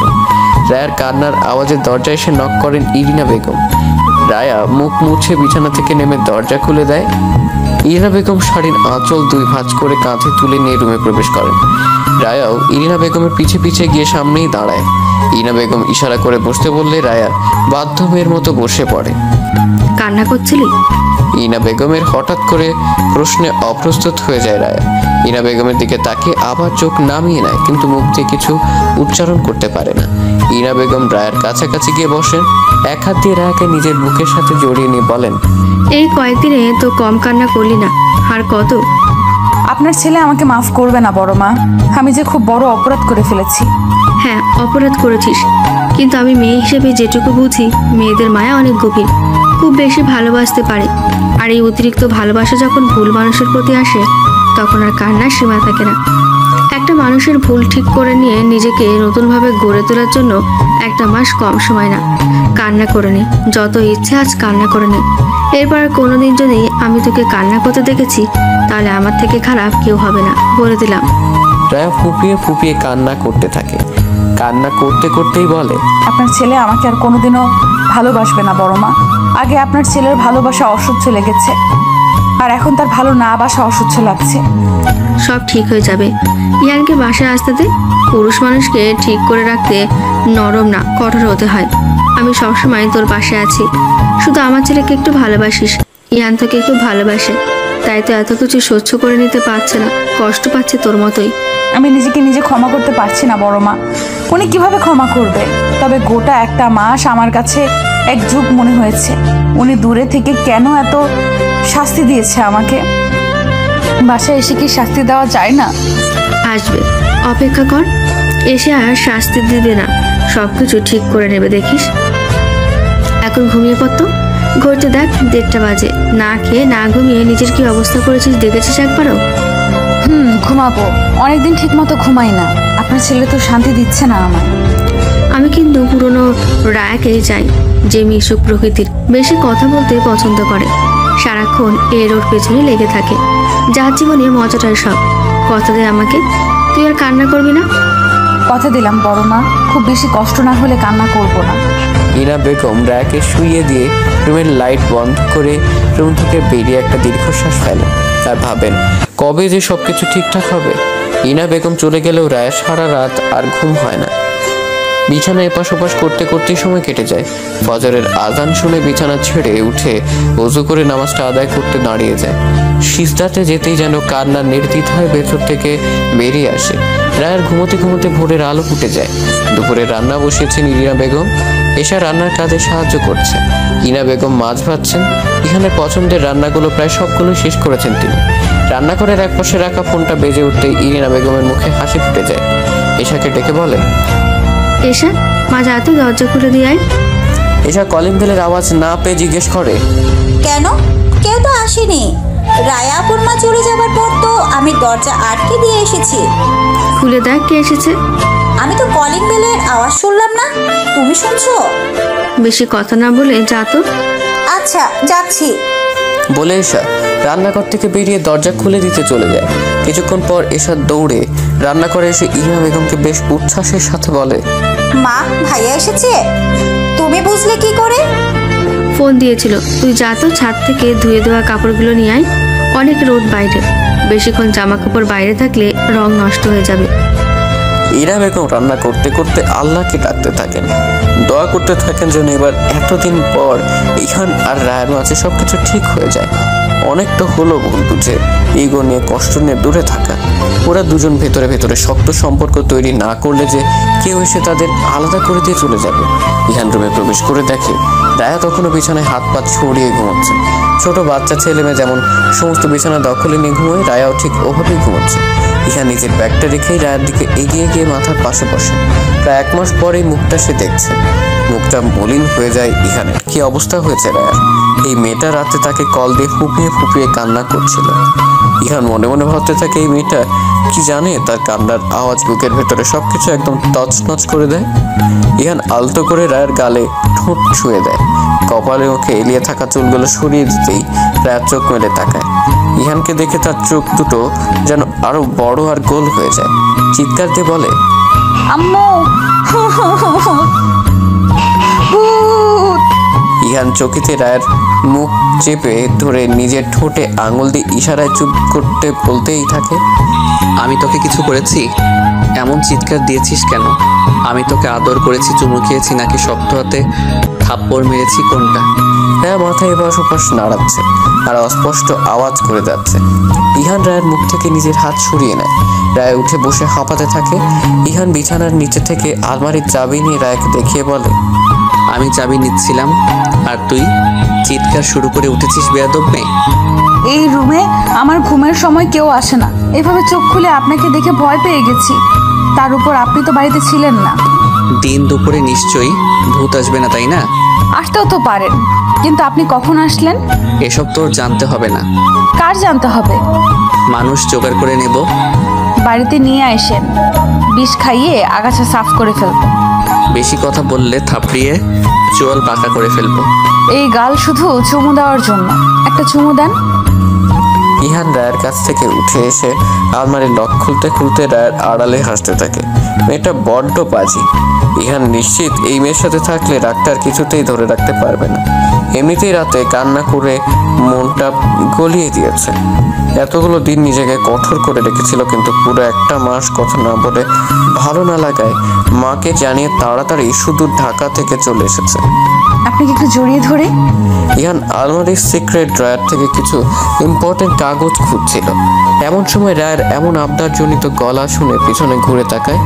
ইহান আবার আলমারির দিকে তাকিয়ে উঁচু স্বরে বলে ওঠে, কি চাই এখানে? আপনাকে। মানে? বাংলায় বললাম তো, বোঝেননি? আমি তোর সাথে এখানে প্রেম করতে আসিনি রায়া। আমার কাছাকাছি আসার চেষ্টাও করবি না। আমাকে আমার মতো থাকতে দে। আপনি আমার জন্য বাসায় আসেননি? তোর জন্য কেন আসবো? এখানে আমার প্রয়োজন ছিল বিধায় এসেছি।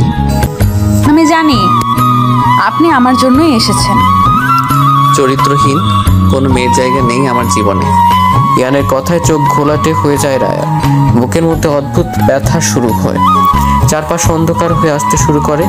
একটা মানুষ যখন সবকিছু থেকে নিজেকে সরিয়ে নেবে, একটা মানুষের জন্য, শুধুমাত্র একটা মানুষের জন্য নিজেকে তার দিকে এগিয়ে দিবে, সেই মানুষটাই বোধহয় ছেড়ে যাওয়ার সাহস দেখায়। অপ্রিয় থেকে প্রিয়, আবার প্রিয় থেকে অচেনা হওয়ার পথ বুঝি এমনই হয়। রায়ের চোখ টলমল করছিল। রায়ের কোনো সারা শব্দ না পেয়ে ইহান পেছনে ফিরে তাকায়। রায়া চোখের পলক ফেলতেই 2 ফোঁটা পানি গাল বেয়ে গড়িয়ে পড়ে। রায়া ইহানের দিকে অনিমেষ তাকিয়ে আছে। ভারী গলায় বলে উঠে, সবকিছু এভাবে শেষ হয়ে যাবে? সত্যি সত্যি?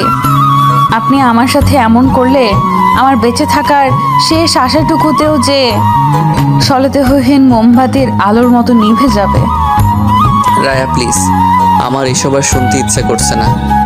মানুষ তো ফাঁসির আসামিকেও ভালোবাসে, তার জন্য কষ্ট হয়। আমার জন্য আপনার একটুও কষ্ট হয় না? আর একটুও ভালোবাসেন না? ইহান কোনো জবাব দেয় না। নিজের প্রয়োজনীয় কাগজগুলো নিয়ে বিছানার ওপর চলে যায়।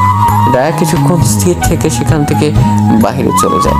রায়া চলে যেতে ইহান দৌড়ে এসে দরজায় উকি দিয়ে দেখে রায়া চোখ মুখ মুছতে মুছতে রান্নাঘরের দিকে যাচ্ছে। নিজের 2 কোমরে 2 হাত দিয়ে একটা দীর্ঘশ্বাস ফেলে সে। মনে মনে ভাবতে থাকে, এভাবে আর কতক্ষণ? নিজের প্রিয় মানুষ, ভালোবাসার মানুষ একটু ভালোবাসা পাওয়ার জন্য এত হাজারি করছে, আর সে কিনা প্রতিশোধ নিচ্ছে। রায়া তো রাতে ঠিকই বলেছিল, সে অন্যায়ের কথা ভেবেছিল ঠিকই, কিন্তু আসল কাহিনী বুঝতে পেরে পিছিয়ে এসেছিল তো। ইহান বিড়বিড়িয়ে বলে ওঠে, এই মেয়ের থেকে কি আর দূরে থাকা সম্ভব হবে? বুকে জড়িয়ে নেওয়ার জন্য বুকটা তো আনচান করছে। মরুভূমিতে 1 ফোঁটা পানির জন্য মানুষ যেমন তৃষ্ণার্ত থাকে, আমিও তেমন রায়া নামক পিপাসায় কাতর হয়ে আছি। রায়া রান্নাঘরে গিয়ে ইগনা বেগমকে উদ্দেশ্য করে বলে ওঠে, আপনার ছেলে আমাকে সত্যি আর ভালোবাসে না বড় মা। আমি কি করব এখন? ইনা বেগম হাতের চামচটা ধুয়ে রাখতে রাখতে বললেন,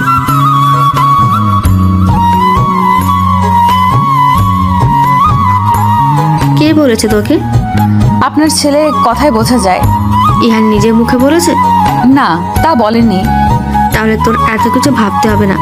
তুই আবার কান্না করেছিস? আমাকে না কথা দিয়েছিলি? আপনার ছেলে বাজে ব্যবহার করেছে আমার সাথে। ওকে, আমি দেখে নেব। তুই যা, ফ্রেশ হয়ে আয়। আজ সবাই একসাথে খেতে বসবো। কালকে আমাকে তাড়াতাড়ি ডেকে দিও।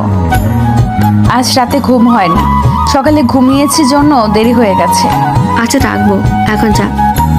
রায়া রান্নাঘর থেকে চলে গেলে ইনা বেগম মনে মনে বলেন, আমার ছেলেটা যে তোর কান্না আর সহ্য করতে না পেরে চলে এসেছে তোর কাছে, এটুকু বুঝলি না?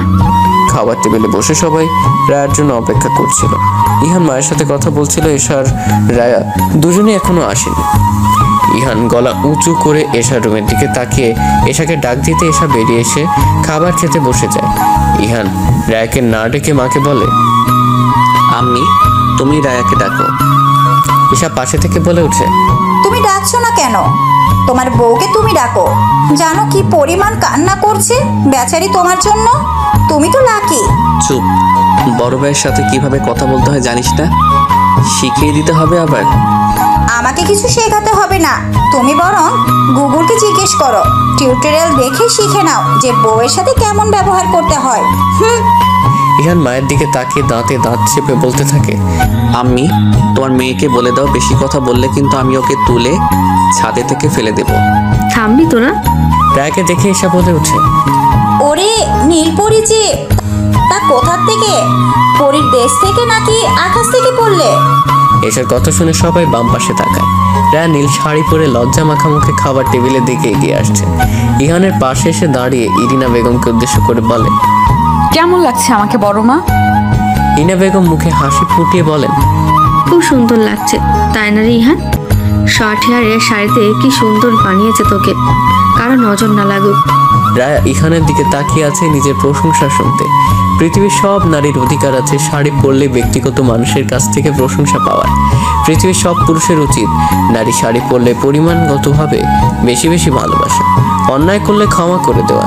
রায়ের অনেকক্ষণ তাকিয়ে থাকা দেখে ইহান বলে ওঠে, মা, মেয়েদের বড় চুলই ভালো লাগে, ছোট চুল ছেলেদের জন্য। আর হ্যাঁ, শাড়িতে একটু ভালোই লাগছে। বাড়িতে যেসব টি শার্ট পরে থাকে ওসব দিয়ে তো তুমি রান্নাঘরের পাতিল ধরো। রায়া রাগে চোখে ইরিনা বেগমের দিকে তাকালে ইরিনা বেগম রায়াকে ইশারায় ইহানের পাশে বসতে বলেন। রায়া একটা বড় শ্বাস টেনে নিজেকে নিয়ন্ত্রণ করে ইহানের পাশে ধপ করে বসে পড়ে। সবাই খাওয়া শুরু করেছে। ইহান ভাতের এক লোকমা মুখে নিতে নিজের পায়ে সুরসুরি অনুভব করে। ভাত মুখে দিয়ে টেবিলের নিচের দিকে তাকিয়ে দেখে রায়া তার পা ইহানের পায়ের উপর রেখে সুরসুরি দিয়েই যাচ্ছে। ইহান পা সরিয়ে রায়ের দিকে তাকাতেই রায়া ঠোঁট দিয়ে চুমুর ইশারা করতে ইহানের হিঁচকি উঠে যায়। ইরিনা বেগম তাড়াতাড়ি করে পানির গ্লাসটা ইহানের দিকে বাড়িয়ে দেয়। ইহান ঢকঢক করে গ্লাসের সম্পূর্ণ পানিটুকু খেয়ে নেয়। রায়া পাশে বসে মিটমিটি হাসছে।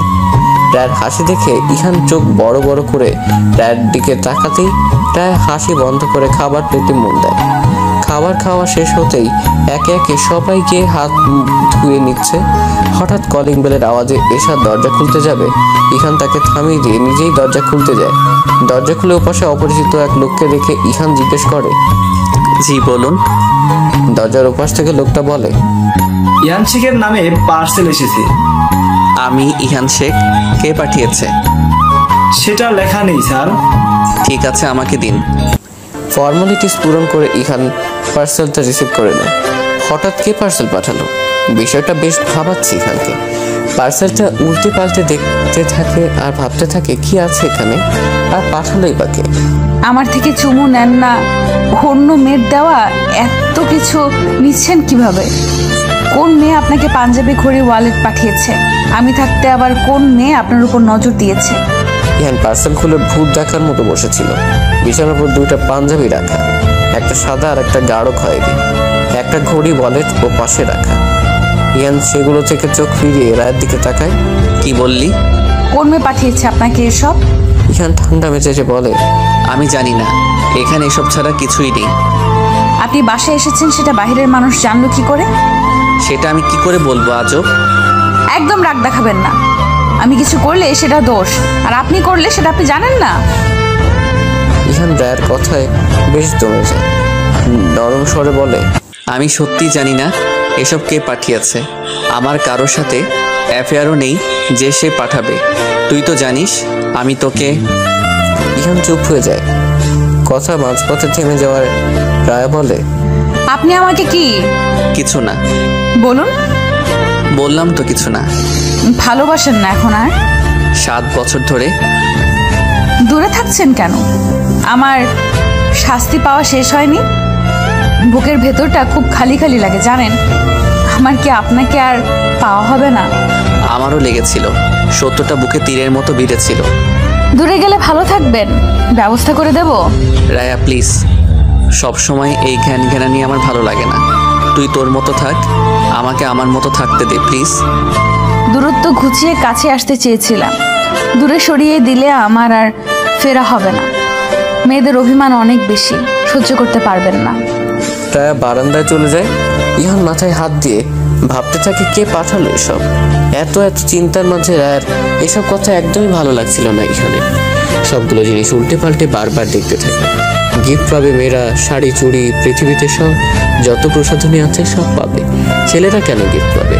তাও আবার সারপ্রাইজ গিফট তো না যেন টেনশনের বস্তা। ইহান উঁকি দিয়ে বারান্দায় দেখে রায়া বারান্দার গ্রিল ধরে নিজের বাড়ির দিকে তাকিয়ে আছে।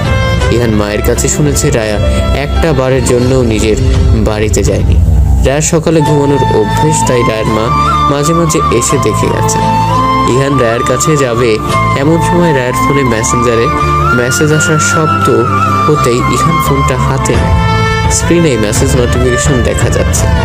ইহান স্পষ্ট দেখতে পেল সেখানে লেখা, দোস্ত 4000 টাকা খরচ হয়েছে ইহান ভাইয়ের ওষুধ কিনতে। বিকেলে আমি তোকে বাকি 1000 টাকা ব্যাক করে দিয়ে দিব। ইহান মেসেজটা দেখে খানিকক্ষণ থামা মেরে দাঁড়িয়ে থাকে। মাথায় যেন ঢুকেও কিছু ঢুকছে না। রায় এসব করেছে আর এমন ভাব করলো যেন সে কিছুই জানে না। ইহান ফোনটা রেখে বারান্দায় চলে যায়। রায়ের পাশে গিয়ে দাঁড়িয়ে বলে, সরি। রায় পাশে না তাকিয়ে বলে, কেন? ওই যে ধমক দিলাম সেই জন্য। শুধু ধমকের জন্য? আর কিসের জন্য সরি বলা উচিত? কিছু না। বাজারের মোড়ের ওখানে নীল রঙা একটা বাড়ি আছে না, ওখানে একটা মেয়ে আছে তোর মতো সুন্দর দেখতে, ফর্সা গায়ের রং, কিন্তু ওর চুলগুলো অনেক বড়। ওদিকে গেলেই বারান্দায় এসে আমাকে দেখে দাঁড়িয়ে দাঁড়িয়ে। আমার এখন সন্দেহ হচ্ছে ওই মেয়েটা এসব দেয়নি তো, দিতেও পারে, তাই না বল? ভালোবেসে যেহেতু পাঠিয়েছে, নষ্ট করা উচিত হবে না। রায়া এবার এক ঝটকায় ইহানের দিকে ফিরে তাকায়। ব্রুকুচকে ইহানের দিকে তাকিয়ে বলে, কোন মেয়ে আপনাকে পছন্দ করে? নিয়ে চলুন আমাকে তার কাছে, আমি এক্ষুনি দেখবো তাকে। দেখে কি করবি? হিংসা হবে দেখে? হলে হোক, আপনার কি? এই মেয়ের মুখে আমি অ্যাসিড নিক্ষেপ করাবো। চেয়ারম্যানের মেয়ে আমি। এত সাহস? সাহসের কিছুই দেখেননি। দেখতে চাই, দেখা একটু সাহস। রায়া 2 পা এগিয়ে এসে 1 পা ইহানের পায়ের উপর রাখে। এই প্রথম রায়া নিজের ইচ্ছেতে ইহানের কাছে আসে। নিজের পায়ে প্রেয়সীর স্পর্শ পেয়ে সমস্ত শরীর যেন আন্দোলিত হয়। নিশ্চুপ হয়ে যায় ইহান। দুজন একে অপরের চোখে নিজেদের সীমাবদ্ধ করে নেয়। দুজন যেন ঘোরের মধ্যে চলে যাচ্ছে ধীরে ধীরে। রায়া নিজের আরেকটা পা ইহানের পায়ের উপর রাখতেই ইহান রায়ার পড়ে যাওয়া আটকাতে কোমর জড়িয়ে ধরে। রায়া ইহানের পায়ের উপর পা উঁচু করে দাঁড়িয়ে পড়ে। রায়ের সমস্ত শরীর কাঁপছে। সেদিনের প্রথম ছোঁয়ার কোনো অনুভূত হয়নি রায়ার। আজ যেন পেটের নাড়ি অবধি কাঁপাকাঁপি করছে। রায়া ঠিক মতো দাঁড়িয়ে থাকতেও পারছে না। রায়া ইহানের ঠোঁটের দিকে নজর ফেলে ধীরে ধীরে সেটাকে গন্তব্য মনে করে এগোতে থাকে। ঠোঁটে ঠোঁট স্পর্শ করতেই রায়ের শরীর যেন একটা ঝাঁকুনি দিয়ে ওঠে। সাথে সাথে দুজন চোখ বন্ধ করে নেয়। ইহান রায়ের কোমর শক্ত করে জড়িয়ে ধরে প্রেয়সীর সাথে ভালোবাসার প্রথম চুম্বন উপভোগ করতে থাকে। দুজন যেন ব্যস্ত জীবন থেকে বিচ্ছিন্ন হয়ে পড়ে। মহাকাশ থেকে যেমন কোনো কিছু হঠাৎ কোথাও ছিটকে পড়ে, ঠিক তেমনি যেন রায়ার ইহান পৃথিবী নামক গ্রহ থেকে ছিটকে যায়। বাস্তব থেকে তারা এখন ধরাছোঁয়ার বাইরে। এসা ভাইয়া ভাইয়া করে ডাকতে ডাকতে রায়া আর ইহানের রুমের দিকে আসতে থাকে। এশার গলা স্পষ্ট হতেই রায়া আর ইহান দুজনের নিমিষেই দুজনকে ছেড়ে বারান্দায় 2 প্রান্তে চলে যায়। রায়া এক প্রকার ইহানের দিকে তাকাতেই দেখে ইহান অবাক চোখে তার দিকে তাকিয়ে আছে। রায়া লজ্জায় মাথা নিচু করে নেয়। ইহান রায়ের সামনে থেকে রুমের দিকে পা বাড়ায়। ইহানের মুখে হাসি লেপ্টে আছে। এশাকে দেখেই মুখটা গম্ভীর করে নেয় সে। কি চাই? ডাকছিস কেন? টাকা দাও, টাকা লাগবে। কিসের টাকা? আমার বান্ধবীরা বিকেলে বের হচ্ছে, সবাই মিলে, আমিও বের হব। কত টাকা লাগবে? 1000 হলেই চলবে। ইহান টেবিলে রাখা ওয়ালেট থেকে 1000 টাকার এবং একটা নোট বের করে এশার হাতে দেয়। এশা নোটটা নিয়ে রুমের এদিক ওদিক তাকিয়ে বলে, রায়া আপু কই? ওয়াশরুমে। বারান্দায় আছে। ওকে আবার কিসের দরকার? শাড়ি নেব একটা, সবাই শাড়ি পরবে। আচ্ছা যা, গিয়ে দেখ। এশার কথা না বাড়িয়ে সোজা বারান্দায় চলে যায়। বারান্দার রুম থেকেই আপু বলে ডাক দিতেই রায়া চমকে ওঠে। পেছনে তাকাতে এশাকে দেখে আমতা আমতা করে বলে, কি? কিছু হয়েছে তোমার? তোর ভাইকে আমি চুমু খেয়েছি। গভীর যে চুমু আছে না, ওইটা। আমার সারা শরীরে বিদ্যুৎ খেলে গেছে, নাড়িও কাঁপছে জানিস। কথাগুলো বলতে না পেরে, কিছু হয়নি, তুই কিছু বলবি? হ্যাঁ, তোমার সবুজ শাড়িটা দাও, সেদিন কিনেছিলে না, ওটা। আলমারি থেকে নিয়ে নে সোনা প্লিজ, আমি রুমে যেতে পারবো না। ও মা, নিজের রুমে যেতে পারবে না কেন? পারবো না বলতে যেতে ইচ্ছে করছে না। না, তুমি আসো, আমার জুয়েলারিও লাগবে। যেতেই হবে? হ্যাঁ, আসো। তোর ভাইয়া রুমে আছে? এসা রুমে উকি দিয়ে ইহানকে না দেখতে পেয়ে বলে, না, ভাইয়া রুমে নেই। আচ্ছা চল। রায়া এশার সাথে রুমে চলে আসে। রুমে এসে আসলে ইহানকে দেখতে পায় না সে। শুকনো একটা ঢোক গেলে আলমারির দিকে চলে যায়। আলমারি থেকে এশার পছন্দের সবকিছু বের করে এশার হাতে দিতেই এশা সেগুলো নিয়ে চলে যায়। রায়া বিছানায় রাখা ইহানের জন্য নেওয়া জিনিসগুলো দেখতে এগুতে ঠিক তখন ওয়াশরুমের দরজা খোলার শব্দ হয়। রায়া যেন সেখানে স্ট্যাচু হয়ে যায়। রায়া মনে মনে নিজেই নিজেকে নোংরা অকথ্য ভাষায় গালি দিতে থাকে, মনে মনে নিজেকেই শাসায়। কেন যে তখন ওরকম বেহায়ের মতো কাজ করতে গেলি? এখন এই লোকটার সামনে দাঁড়াবি কি করে? এই লোকটা তোকে এখন কথায় কথায় লজ্জা দেবে, দেখিনিস? রায়া ইহানকে নিজের দিকে এগিয়ে আসতে দেখে অসহায় চোখে তার দিকে তাকিয়ে থাকে। ইহানের মুখভঙ্গি কোনো কিছুই বলছে না, কিছুর আভাসও দিচ্ছে না। তবে কি আগাম বার্তা ছাড়া কোনো কিছু ঘটবে? হাসপাতাল থেকে সবার বাড়ি ফিরতে ফিরতে 9টা বেজে যায়। ইহান হাসপাতালের গেটে গাড়ি নিয়ে সবার জন্য অপেক্ষা করছিল। সেখান থেকে গাড়ি করে 9টার মধ্যে বাড়ি ফিরে যায়। রায়া মা বাবার সাথে নিজেদের বাড়িতে যাবে, তখন ইহান তাকে ডাক দেয়। রায়া মা বাবাকে বাড়ির ভেতরে যেতে বলে এগিয়ে যেতেই বলল, আমি গিয়ে ফ্রেশ হই, মাথাটা খুব ধরেছে, গোসল দিলে হয়তো একটু ভালো লাগবে, তুই কাকার সাথেই থাক একটু। আচ্ছা ঠিক আছে, খেয়ে নিয়েন আপনি। ঠিক আছে। ইহান বাড়ির দিকে রওনা দেয়। গেটের ভিতরে প্রবেশ করলে রায়া নিজেও এবার বাড়ির ভেতরে প্রবেশ করে। বিকেল প্রায় 4টা। রায়া গোসল দিয়ে বের হয়ে সকালবেলা বাড়িতে গিয়েছিল। সেখানে সারাক্ষণ থেকে দুপুরে খাওয়া দাওয়া করে ঘুমিয়েছিল। রায়া ওয়াশরুম থেকে বেরিয়ে খেয়াল করে ইহান আগের মতোই অন্যদিকে হয়ে শুয়ে আছে। রায়া চুল উঠতে মুছতে ইহানের দিকে যায়। ইহান যেদিকে মুখ করে শুয়ে আছে রায়া সেখানে সামনে গিয়ে দাঁড়ায়। ইহানের তখন চোখ পিটপিট করছে। ইহানের চোখ পিটপিট করা দেখে রায়া হেসে ফেলে। ইহান অন্য পাশ হলে রায়া টেনে তার পাশে করে ইহানকে। ইহান তখনও চোখ বন্ধ করে শুয়ে আছে। রায়া তখন ইহানের মুখের উপর চুল ঝাড়লে ইহানের মুখে ছিটে ফোঁটা পানি পড়ে। ইহান চোখ খুলেই বলে, কি হচ্ছে? ঘুমের অভিনয় বন্ধ করা হচ্ছে। কিসের অভিনয়? আমি ঘুমাচ্ছি, ঘুমাতে দে। যদি ঘুমাতে না দেই? নিজের ঘুম তো ঠিকই হয়েছে, তাহলে আমাকে কেন ঘুমাতে দিবি না? যা এখান থেকে। কোথায় যাব? যেখানে ইচ্ছে। রায়া নিজের মনে একবার হেসে বলে, আমি শাওনের কথা মুখে আনলে আপনি কি আগের মতোই আমাকে চুমু খাবেন? ইহান ভ্রু কুঁচকে রায়ের দিকে কিছুক্ষণ তাকিয়ে থেকে আবার অন্য পাশে ফিরে বলে, দুপুর থেকে অপেক্ষা করছিলাম আর আপনার আসার কোনো নামই নেই। রায় আবার বিছানায় উঠে গিয়ে ইহানের কাছে বসে। ইহানের মাথা নিজের কোলের উপর নিয়ে বলে, খাওয়া দাওয়া করে ওখানেই ঘুমিয়ে গেছিলাম। না ঘুমালে তো চলেই আসতাম, তাই না? আর তাছাড়া একটু থাকছি, তাতে কি হয়েছে? আপনার বর যে একা একা ছিল, আপনাকে মিস করছিল, সে বেলায় আমিও মিস করছিলাম, ঘুমিয়ে ঘুমিয়ে অনেক মিস করেছি। ও আচ্ছা। রায় এখানে রাগ ভাগাতে ব্যস্ত। এমন সময় এসে দরজায় নক করে। রায়া তাকে আসতে বললে এসা ভেতরে এসে বলে, রায়ান ভাইয়া এসেছে। এসার কথায় রায়ের মুখে যেন আষাঢ়ের মেঘ জমে। রায়া পা নামিয়ে বসে কিছু একটা ভেবে বলে, ওর বউও এসেছে? কই, শুধু ভাইয়াকে দেখলাম গাড়ি থেকে নামতে, আশেপাশে বা সাথে কাউকে দেখিনি। ইহান বিছানা ছেড়ে উঠে বসে রায়াকে উদ্দেশ্য করে বলে, যা দেখ গিয়ে, তোর গুণধর ভাই এসেছে বলে কথা, না জানি এবার কি কি যে করবে। এসা চলে যাওয়ার আগে বলে, আমি গেলাম, দেখো তোমরা কি করবে। এসা চলে গেলে রায়া ইহানকে বলে, আমার যেতে ইচ্ছে করছে, আবার ইচ্ছেও করছে না। অনেক দিন পর দেশে এসেছে ভাইয়া, তার জন্য দেখতে ইচ্ছে করছে, কিন্তু কিছু কারণে সামনে যেতে ভয় লাগছে। ইহান রায়ার 2 হাত নিজের হাতের মুঠোয় নিয়ে চোখে চোখ রেখে বলে, আমি নিশ্চয়ই তোকে ভরসা করতে পারি, তাই না? তুই আমাকে ভরসা করতে পারবি না?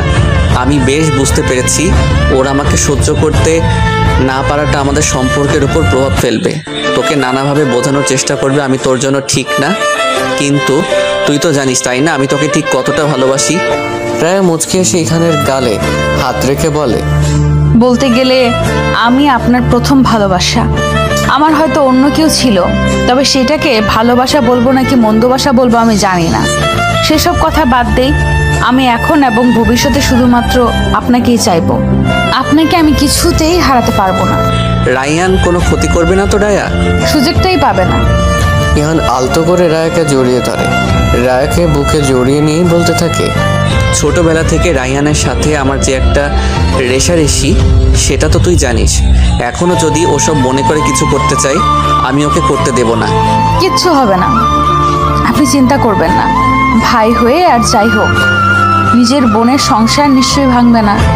সেরকম হলে আমার চেয়ে বেশি খুশি আর কেউ হবে না।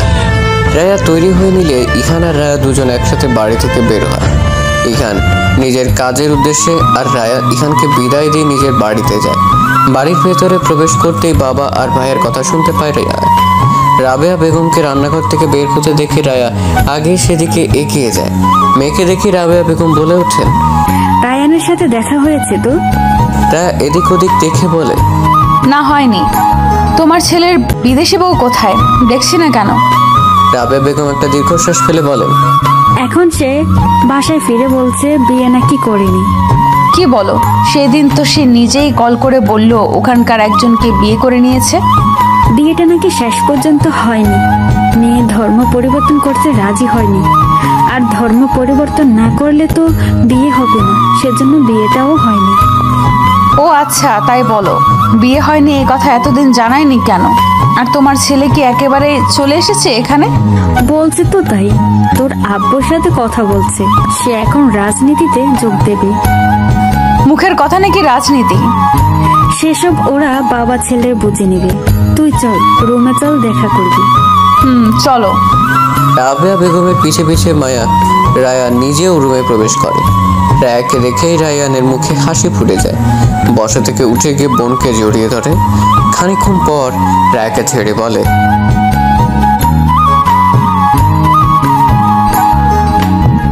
কেমন আছিস বোন? ভালো আছি, তুমি কেমন আছো? আমিও ভালো আছি। এত কিছুর পরও যে ভালো আছিস এটা শুনে ভালোই লাগছে। আমার বোনটা বড় হয়ে গেছে, কষ্ট লুকাতে শিখে গেছে। বড় হয়েছে ঠিক আছে, কিন্তু কষ্ট নেই তো, লুকাবো কেন? কষ্ট লুকানোর মেয়ে আমি নই ভাইয়া, সেটা তুমি ভালোভাবে জানো। আমি এখন এসে গেছি না, আমার বোনের আর কোনো কষ্ট থাকতে দেব না। আমার এমনিতেই কোনো কষ্ট নেই ভাইয়া, আমাকে নিয়ে তোমার কোনো চিন্তা করতে হবে না। আমি সব জানি রায়া, তুই যতই বলিস তোর কোনো কষ্ট নেই। আমি তোর ভাই, আমি জানি তুই কোন পরিস্থিতিতে আছিস। ইহানের সাথে তোর বেশি দিন থাকতে হবে না। তুই আজকের থেকে আর ওই বাড়িতে যাবি না, আমি যেতে দেব না তোকে আর। রায়ের এতক্ষণে খারাপ লাগতে শুরু করে। রায়ানের এমন কথা তার মোটেও ভালো লাগছে না। আর রায়ানের কথা জবাব না দিয়ে বাবার দিকে তাকায়। শামসুজ্জামান ততক্ষণে মেঝের দিকে চুপচাপ তাকিয়ে রাগে ফুঁসছেন ছেলের কথা শুনে। এক পর্যায়ে তিনি আর চুপ থাকতে না পেরে রাবেয়া বেগমকে উদ্দেশ্য করে বলেন, রাবেয়া, তোমার ছেলেকে এবার থামতে বলো। সে রাজনীতিতে আসতে চেয়েছে, আমি মেনে নিয়েছি। প্রয়োজনে আমি অবসরে গিয়ে তাকে আমার জায়গায় বসিয়ে দেওয়ার চেষ্টা করব। আমার মেয়ের সংসার নিয়ে তার ভাবতে হবে না। আমি ভেবেচিন্তে আমার মেয়েকে আমি ইহানের হাতে তুলে দিয়েছি। আমার মেয়ে সুখী, তার ব্যাপারে আর কিছু আমাদের কারো ভাবতে হবে না। রায়ার জন্য একমাত্র আল্লাহ আর তারপর ওর স্বামী যথেষ্ট। রায়ান বাবার দিকে এগিয়ে এসে বলে, ও ছোটবেলা থেকেই আমার সব কিছু কেড়ে নিয়েছে। তুমি আমার চেয়ে ওকে বেশি ভালোবাসো। আমার মায়ের অবস্থা জানি না। আমার বোনটা একমাত্র ছিল যে কিনা তোমাদের সবার বাহিরে এসে আমাকে সাপোর্ট করতো। তাকেও ইহান আমার কাছ থেকে কেড়ে নিয়েছে, কেড়ে নেওয়ার চেষ্টা করছে। আমি সেটা কিছুতেই হতে দেব না। ও আমার বোনকে ভালো রাখবে না। ছোটবেলা থেকে আমার সাথে যে প্রতিযোগিতা করছে সেটাই জেতার জন্য আমার বোনকে বিয়ে করেছে। তোমরা কেউ ইহানের আসল রূপটা দেখোনি। শামসুজ্জামান বলে ওঠেন, নিজে যা বুঝবে সবসময় সেটা হয় না বাবা, হবেও না। দেশে এসেছো, কোনো বিপদ না ডেকে ভালোভাবেই থাকো। আমি তোমার বাবা, তোমার পাশে আছি। শুধু রায়াকে নিয়ে তোমার চিন্তা বাদ দাও। রায়ান চিৎকার দিয়ে বলে ওঠে, রায়া আমার বোন হয় বাবা, ওর ব্যাপারে আমি 100 বার ভাববো। ওর উপর আমার অধিকার আছে। রায়া এবার রায়ানের দিকে এগিয়ে গিয়ে তার বাহু ধরে নিজের দিকে ঘুরিয়ে নেয়, বলে, ভাইয়া হও তুমি আমার উপর তোমার অধিকার আছে, কিন্তু আমার সংসারের উপর তোমার কোনো অধিকার নেই। আমার সংসার বা ইহানের দিক নজর দিলে আমি ভুলে যাব তুমি আমার ভাইয়া হও। আমি আমি বারবার তোমাকে বলছি যে আমি ইহানের সাথে ভালো আছি। আজকের কথার পরেও যদি আমার সংসারের দিকে আঙুল তোলো তাহলে আমি কিন্তু তোমার হাত কেটে ফেলবো বলে রাখলাম।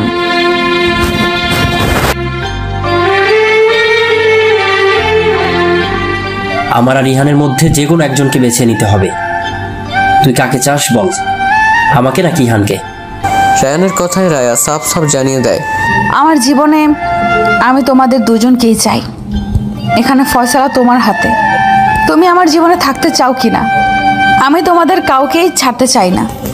তোমাদের দুজনের মধ্যে একজন আমার নিজের ভাই আর অন্যজন আমার স্বামী।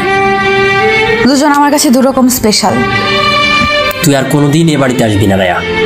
বাড়িটা তোমার নয়, এটা আব্বুর বাড়ি।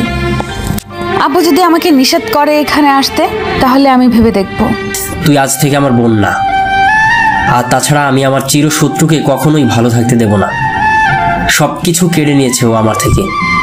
কেউ তোমার থেকে কিছু কেড়ে নেয়নি ভাইয়া, তুমি সব কিছু অবহেলায় হারিয়েছো।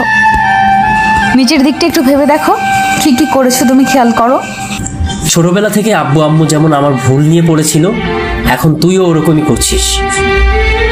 আমার দিকটা আমাকেই বুঝতে হলো, তোরা তো কেউই বুঝলি না একটুও। আমাকেই কেন সবকিছু বুঝতে হবে বুঝতে পারলাম না। ছোটবেলা থেকে আমি পড়াশোনা কম করতাম, এজন্যই সব সময় কথা শুনতে হতো আমাকে। বড় হওয়ার পর রিহান বাহিরে পড়তে গেল, এজন্য আমাকেও বাহিরে পাঠানো হলো। ও ফিরে এসে ব্যবসার পাশাপাশি আব্বুর সাথে রাজনীতিতে পা রাখলো। আব্বু ওকেই বেশি ভালোবাসতে শুরু করলো। সব দিক থেকে আমি পিছিয়ে গেছি, এমনকি ভালোবাসার দিক থেকেও। রাবেয়া বেগম এতক্ষণ চুপ করে থাকলে আর চুপ থাকতে পারে না। ছেলেটা যে তার নিজের ছেলে, যেমনই হোক সে তার গর্ভে ধারণ করা। রাবেয়া বেগম রায়ানের কাছে গিয়ে বলেন, অনেক তো হলো, এবার থাম বাবা। দেখ তুই ইহানকে যেমন ভাবিস ছেলেটা সেরকম না। আমি জানি আমার ছেলে কোনো ভুল করবে না। রায়া ইহানের সাথে খুব ভালো আছে। শামসুজ্জামান উঠে ছেলের দিকে এগিয়ে আসেন। ছেলের কাঁধে হাত রেখে বলেন, তুই কিছুই হারাসনি বাবা। তুই নিজের জিদের জন্য সবকিছু থেকে দূরে সরে গেছিস। তুই একবার তোর বাহিরের এই শক্ত আবরণ ছুঁয়ে ফেলে নরম হয়ে সবার সাথে মিশে দেখ, দেখবি সব তোরই আছে। ইহানকে আমরা ভালোবাসি ঠিকই, কিন্তু তোর চেয়ে বেশি না। তুই ছেলে হয়ে কখনো আমাদের বোঝার চেষ্টা করিসনি। একটু বোঝার চেষ্টা কর। ইহান আর তোর তুলনা কোনোদিন করা হয়নি। ইহান তোর শত্রু না, তোর থেকে কিছু কেড়েও নেয়নি। রায়ান কিছু না বলে রুম থেকে বের হয়ে যায়। রায়া তার বাবার কাছে গিয়ে বলে, আব্বু ভাইয়া কোনো অঘটন ঘটাবে না তো? শামসুজ্জামান মেয়ের মাথায় হাত বুলিয়ে দেন। ভাই, হয় সে তোর বোনের বা বোনের সংসারের ক্ষতি সে করবে না, ওর ভেতরে যে ভুল ধারণাটা আছে সেটা খুব তাড়াতাড়ি ভেঙে যাবে। ওকে আর কোথায় যেতে দেব না আমি। রায়ান আমাদের সবার যত কাছাকাছি থাকবে তত সবাইকে বুঝতে পারবে। তুই একদম নিশ্চিন্ত থাক মা, তোর ভাই এমন কিছু করবে না যাতে তুই কষ্ট পাস। রায়া তার বাবাকে আলতো করে জড়িয়ে ধরে। শামসুজ্জামান মেয়ের মাথায় হাত বুলিয়ে দিয়ে ভাবতে থাকেন, রায়ান কি সব বুঝবে?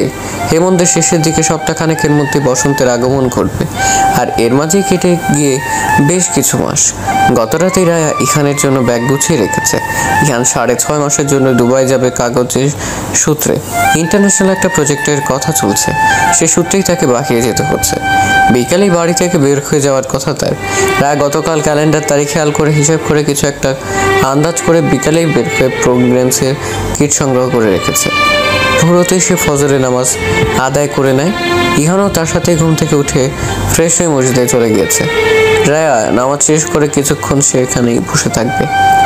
সে যেটা সন্দেহ করছে সেটা কি আসলে সঠিক কিনা সেটা নিয়ে ভাবছে সে। যদি কোনোভাবে সেটা ভুল প্রমাণিত হয় তাহলে বিষয়টা একটু মর্মান্তিক হবে, তাই সে কাউকে কিছু জানায়নি। রায়া জায়নামাজ ছেড়ে উঠে প্রেগনেন্সির কিট হাতে নিতেই ইরান চলে আসে। ইহানকে দেখে সে কিটটা লুকিয়েই ফেলে। ইহানের প্রতিদিনের অভ্যাস ফজরের নামাজ আদায় করে সেই রায়াকে নিয়ে হাঁটতে বের হয়। সকালবেলার আবহাওয়াটুকু দুজনেরই উপভোগ করা হয়। আজকে তো ইহান চলে যাবে, আর কতগুলো মাস দুজনের একসাথে থাকা হবে না, সময় কাটানো হবে না। তাই আজকে যেন সব কিছুর অন্যথা না হয়, কমতি না থাকে। তাই ইহান রায়ের কাছাকাছি এসে বলে, বের হওয়ার জন্য রেডি? রায় আমতা আমতা করে বলে, আপনি একটু অপেক্ষা করুন, আমি আসছি। কোথায় যাবি? ও আশ্রমে যাবে। যা, এসব আর বলতে হয় নাকি? আপনি তো জিজ্ঞেস করলেন, আমার কি দোষ? আচ্ছা আচ্ছা যা, আমি অপেক্ষা করছি। রায়া ইহানকে অপেক্ষায় রেখে ওয়াশরুমে চলে যায়। কোনো অন্যায় না করেও আজ কেমন যেন ভয় তার বুক কাঁপছে। মনে হচ্ছে এক্ষুনি সব কিছু উল্টে পাল্টে যাবে। ওয়াশরুমে গিয়ে 5 মিনিট হয়ে যাওয়ায় ইহান দরজার কাছে এসে বলে, সূর্য উঠে যাচ্ছে, এতক্ষণ কে ওয়াশরুমে থাকে? এই তুই কি ফোন নিয়ে গেছিস ভেতরে? রায় ইহানের ডাকে সাড়া না দিয়ে কিটের ডাক পর্যবেক্ষণ করছে। এক ডাক স্পষ্ট বোঝায় গেলে দ্বিতীয় ডাক অস্পষ্ট হবে কিনা সেটা দেখার জন্য অপেক্ষা করছে সে।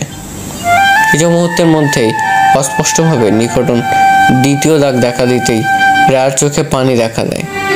রায়ের চোখে পানি দেখা দিলেও মুখে যেন হাসি রেখা স্পষ্ট। রায়া প্রেগন্যান্সি কিট হাতে নিয়ে বাহিরে চলে আসে। ইহান ততক্ষণে পাঞ্জাবি চেঞ্জ করে কালো রঙের টি শার্ট পরে নিয়েছে। রায়কে দেখেই হাতে ঘড়িটা ঠিক করতে করতে এগিয়ে আসে। এত দেরিতে বের হয়েছে বলে কিছু বলবে, ঠিক তখনই সে খেয়াল করে রায়ের চোখে পানি। রায় চোখের পলক ফেলতেই চোখের পানি গাল বেয়ে গড়িয়ে পড়ে। রায়কে কান্না করতে দেখে অস্থির হয়ে যায় ইহান। রায়ের 2 বাহুতে হাত রেখে রায়ের চোখে চোখ রেখে জিজ্ঞেস করে, কি হয়েছে রায়া? তোর চোখে পানি কেন? আমি কোনো ভুল করেছি? রায় কিছু বলছে না দেখে ইহান আবার বলে, প্লিজ কান্না করিস না রায়া, বল আমাকে কি হয়েছে তোর? রায়া চোখের পানি মুছে হাসতে থাকে। দারুণ স্নিগ্ধ সে হাসি। কান্না করার পরই রায়ের হাসি দেখে দ্বিধায় পড়ে যায় ইহান। শুকনো ঢোক গেলে রায়াকে আবারও প্রশ্ন করে ইহান, কি হয়েছে রায়া? তুই ঠিক আছিস তো? রায় হাসতে হাসতে বলে, কেন? আমার ব্যবহারে কি মনে হচ্ছে আমি পাগল বা আমাকে জেনে ধরেছে এমন কিছু? ইহান এবার মজার ছলে বলে ওঠে, তুই নিজে যেহেতু এভাবে বলছিস তাহলে আমার সন্দেহ ভুল। এবার বল তো কি হয়েছে? কিছু হয়নি, তবে হবে। কি হবে? সেটা তো আমি জানি না, আর হওয়ার আগে জানতেও চাই না। মানে কি সব বলছিস বল তো? মাথা ঠিক আছে? আমার বউ কি পাগল হয়ে গেল? পাবনা দিয়ে আসবো? ধুর, নিন এটা দেখুন। রায় ইমানের হাতে প্রেগন্যান্সি কিট দড়ি দিয়ে বিছানায় গিয়ে বসে।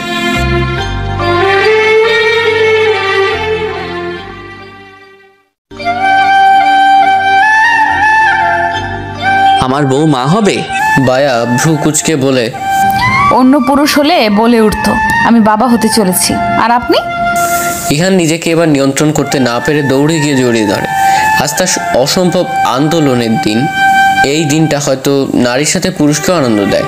নারী যেমন প্রথমবারের মতো মাতৃত্ব কি সেটা বুঝতে পারে, ঠিক তেমন বাবার দায়িত্বটা কি সে সম্পর্কেও একটা পুরুষ আন্দাজ করতে পারে।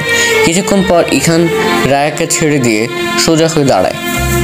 রায়ের হাতে একটা চুমু খেয়ে হাতটা বুকের সাথে ধরে রেখে বলে, এক অন্যরকম খুশি তুই আমাকে আজ দিলি রায়া। আমি বাবা হব, ছোট ছোট আঙ্গুল আমি ছুঁয়ে দেখতে পারবো। তোর পরে সে হবে আমার নিজের মানুষ, আমার আর তোর অংশ। রায়া উপর নিচ মাথা ঝাঁকিয়ে সম্মতি জানায়। এখানে একটা স্বস্তির নিঃশ্বাস ফেলে বলে, তুই এখানে বসে থাক, আমি আম্মিকে খবরটা দিয়ে আসি।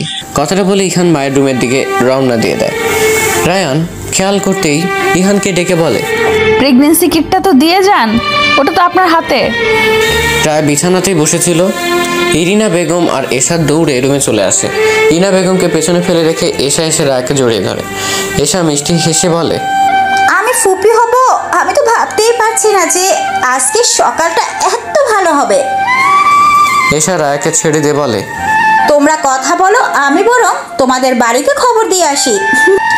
আজকে এত খুশি খবরে রায়ান ভাই নিশ্চয়ই আর রাগ করে থাকতে পারবে না। ইরিনা বেগম এশাকে বলেন, হ্যাঁ যা, খবরটা দিয়ে আয়, সবাইকে নিয়ে চলে আসবি। এশা রুম থেকে বেরিয়ে যাওয়ার সাথে সাথে ইখান রুমে আসে। ইনা বেগম রায়ের 2 গালে হাত রেখে কপালে একটা চুমু খান। পাশে বসে রায়ের 2 হাত ধরে বলেন, আমি কদিন হলো ভাবছিলাম তোকে বলবো যে অনেকটা সময় তো নিলি, এবার একটা নতুন অতিথি নিয়ে আয়। জানিস তো একটা ছোট্ট প্রাণ পারে সব সমস্যার সমাধান করতে, যা আমরা বড় মানুষগুলো পারি না। এই যে দেখ, রায়ান কারোর সাথে কথা বলে না এতগুলো মাস। এখন যদি শোনে যে সে মামা হবে, তাহলে কি আর রাগ করে থাকতে পারবে? পারবে না। কিন্তু এখন থেকে ধীরে ধীরে রাগটা মোমের মতো গলে যাবে। পাশ থেকে ইহান বলে ওঠে, ছোট থেকে আমি কিছু না করেও কেমন দোষী ওর কাছে। সব ঠিক হয়ে যাবে, তোরা দুজন সমবয়সী, তাই এমন। তিনজনে অনেকক্ষণ ধরে কথাবার্তা চলতে থাকে। এত খুশির মাঝে রায়ের মনটা কেমন করছে, মনে মনে ভাবছে রায়ান কি আসলে ঠিক হবে, মেনে নেবে সবকিছু। রায় বেগম এবং শামসুজ্জামান সাহেব এশার মুখে খুশির সংবাদ শুনতেই তাড়াহুড়ো করে রায়ের কাছে চলে যায়। এশা গিয়ে রায়ানের রুমের দরজায় নক করে। রায়ান তখনও ঘুমে। বারবার দরজায় নক করার শব্দে রায়ানের ঘুম ভেঙে যায়। ঘুম জড়ানো চোখ ডলতে ডলতে দরজায় খুলে দেখে এশা দাঁড়িয়ে। মেয়েটার মুখে হাসি লেগে আছে। রায়ান বিরক্ত স্বরে বলে ওঠে, কি চাই এখানে? সকাল সকাল সূর্য না উঠতেই ডাকছিস কেন এভাবে? খুশির খবর আছে ভাইয়া, সেই খবর তো দিতে এলাম। পরে দেওয়া যাচ্ছিল না? খুশির খবর গরম গরম দিতে হয়, আর দুঃখের খবর রয়ে সয়ে পরিস্থিতি বুঝে জানাতে হয়। কি খবর বলে এখান থেকে চলে যা, ঘুমোতে জামায়। খবর জানতে হলে আমাদের বাড়ি যেতে হবে আপনাকে। এশা, তুই ভালো করে জানিস আমি তোদের বাড়ি যাই না। কিন্তু আজ তো যেতেই হবে। কেন, কি হয়েছে? তাড়াতাড়ি বলে এখান থেকে বিদায় হ, যা। এশা রায়ানের বাহু ধরে টেনে রুমের বাহিরে নিয়ে আস্তে আস্তে বলে, আজ কোনো কথা শুনবো না, চলুন না প্লিজ। হাত ছাড় এশা, আমি তোর ভাই ইহান নই। রায়ান ভাই তো। ছাড় এশা। এশা রায়ানের হাত ছেড়ে বলে, যাবেন না আপনি? আপনার আব্বু আম্মু কিন্তু আমাদের বাসায় চলে গেছে। হয়েছেটা কি বুঝতে পারছেন না?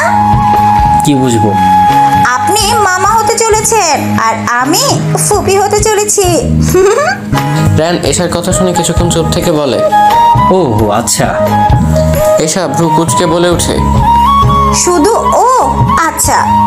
তো কি করব, মেয়েদের মতো খুশিতে লাফাবো নাকি আমি? প্রয়োজনে সেটাও করতে পারে।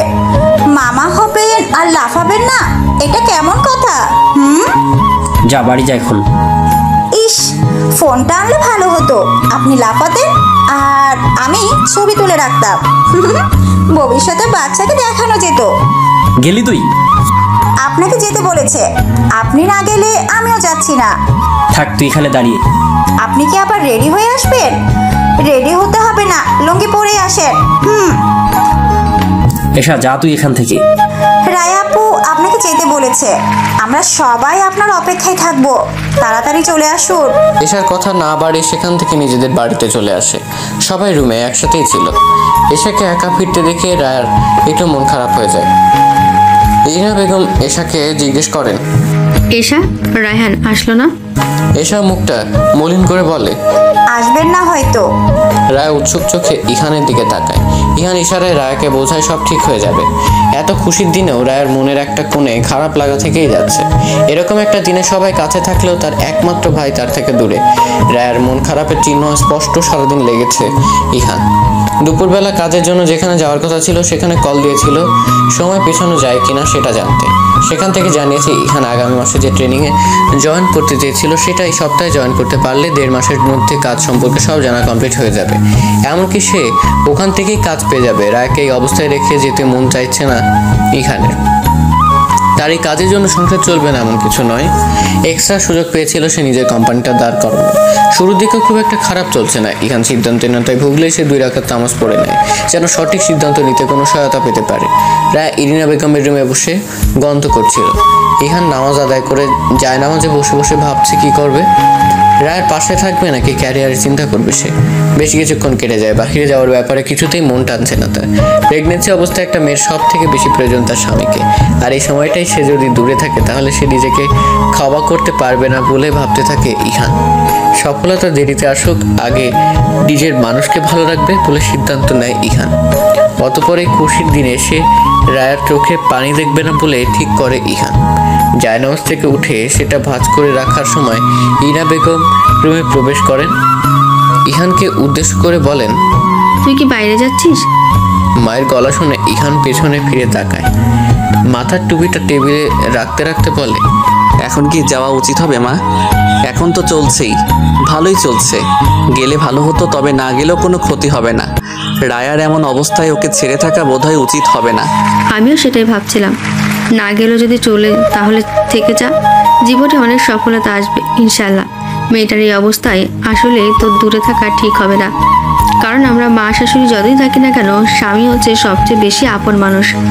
ইরা বেগম থেমে আবার বলে, মেয়েটা এই ভালো একটা দিনেও কেমন মন মরা হয়ে আছে।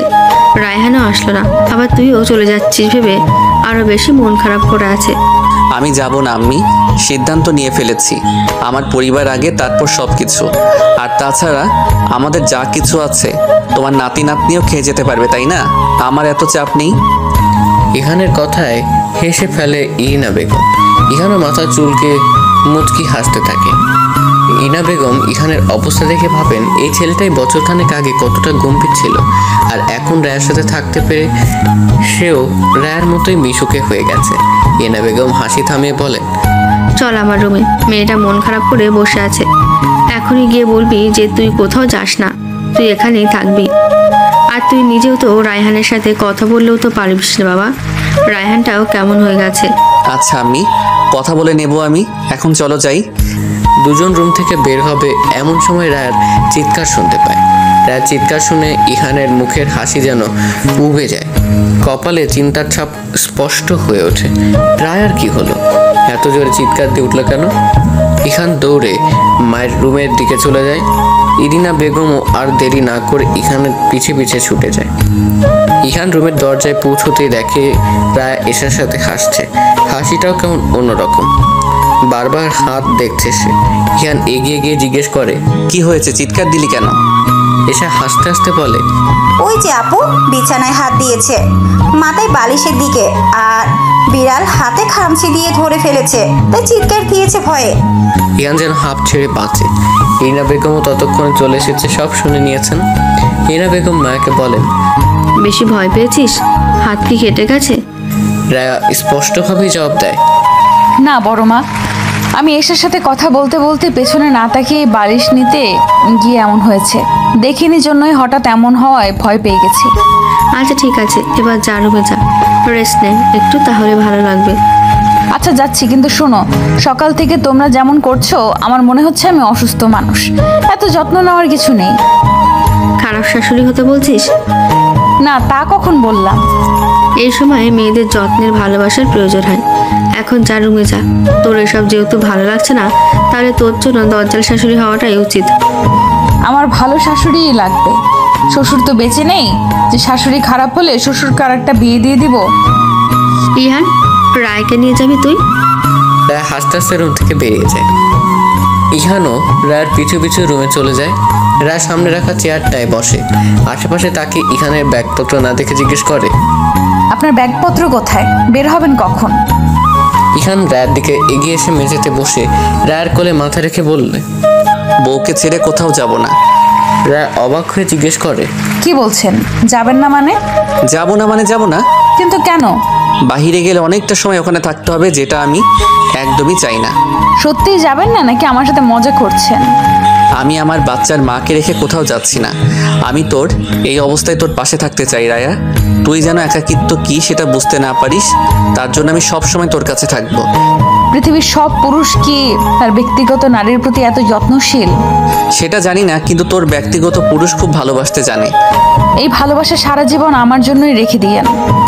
এই ভালোবাসার ভাগ কাউকে দিয়েন না কখনো। ভালোবাসা এক একজনের জন্য এক এক রকম। তোর জন্য যে ভালোবাসা সেটা শুধু তোর জন্যই। ভালোবাসি আপনাকে, আপনার চেয়েও বেশি। ইহান মুচকি এসে রায়কে আবারও জড়িয়ে ধরে তার সাথে একদম মিশে যায়। রায় ইহানের মাথায় হাত বুলিয়ে দিতে থাকে। ইহান সন্ধ্যার পর রায়কে নিয়ে একটু বেরিয়েছে রায়ের মনটা ভালো রাখতে। অনেকগুলো দিন দুজনে একসাথে বের হওয়া হয় না। প্রেগনেন্সি খবর শুনে কেউ রাজিই হতে চায় গাড়িতে চড়তে দিতে, তাই দুজন হাঁটতে বের হয়েছে। হেঁটে হেঁটেই সামনের মাঠটায় এসে বসে।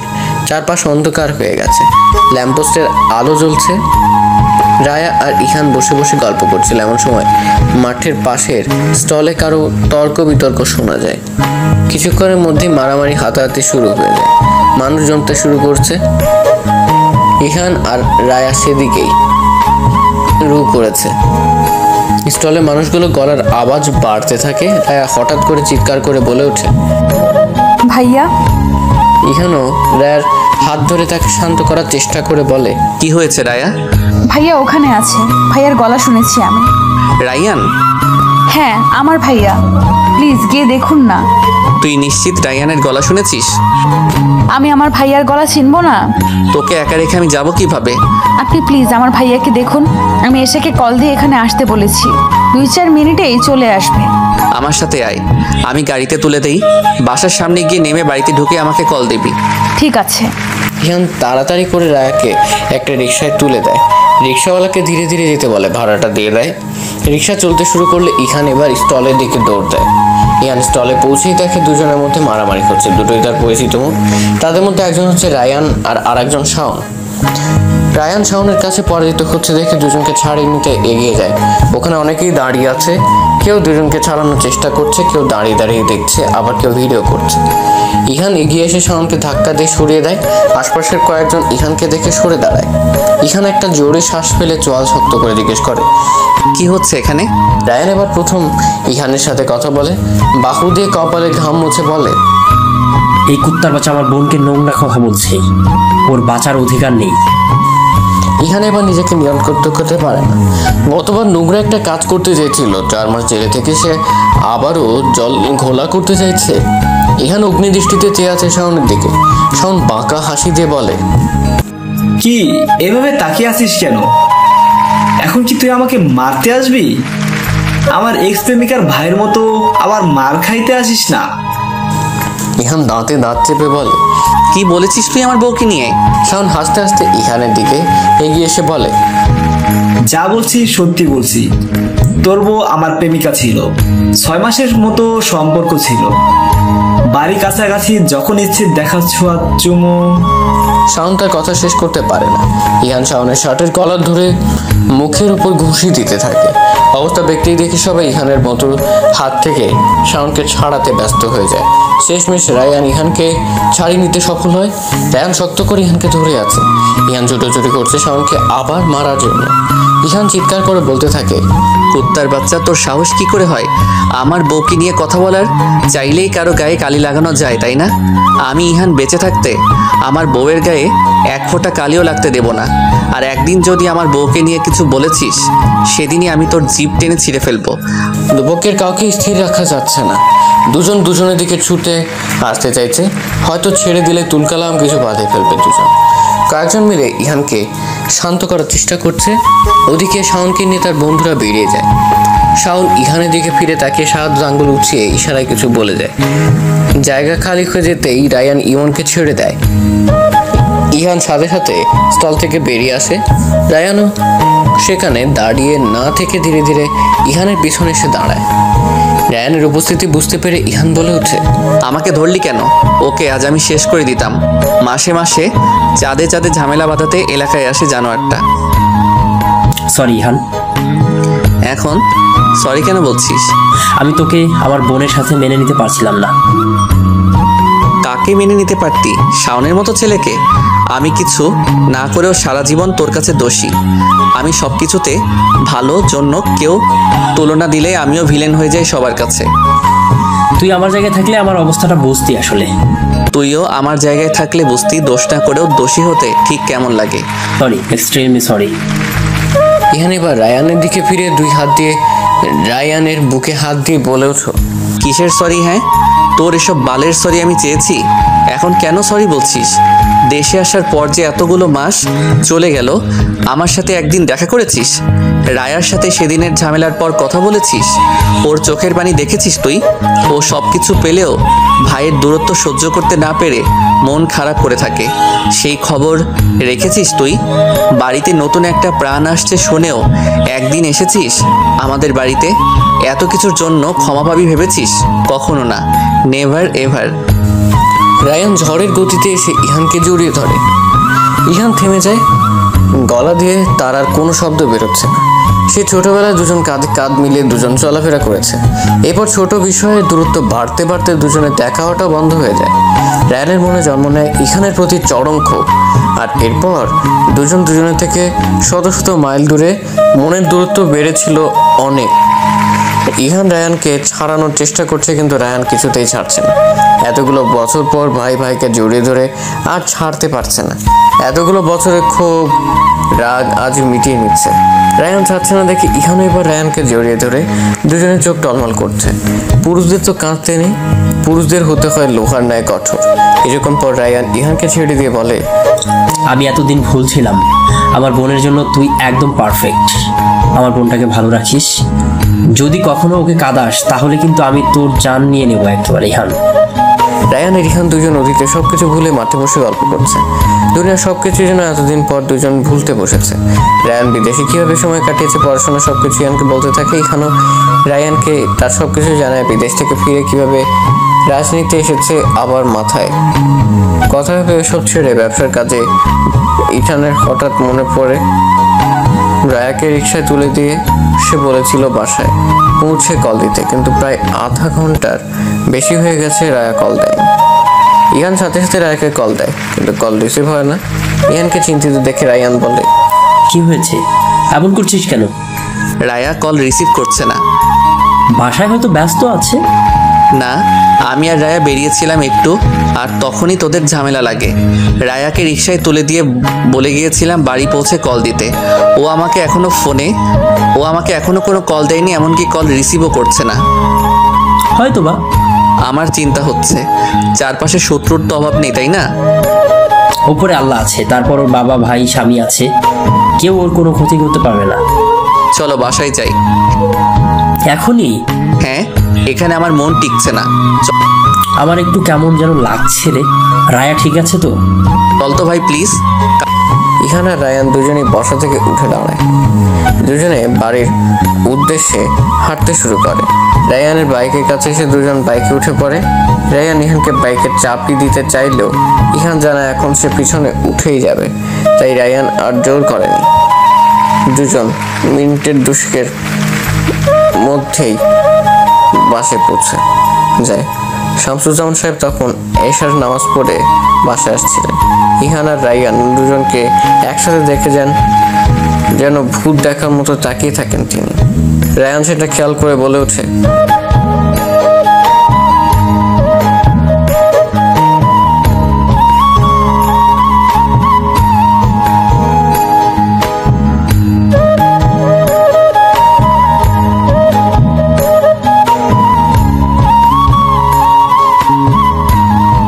কি হয়েছে আব্বু, ভূত দেখেছো নাকি?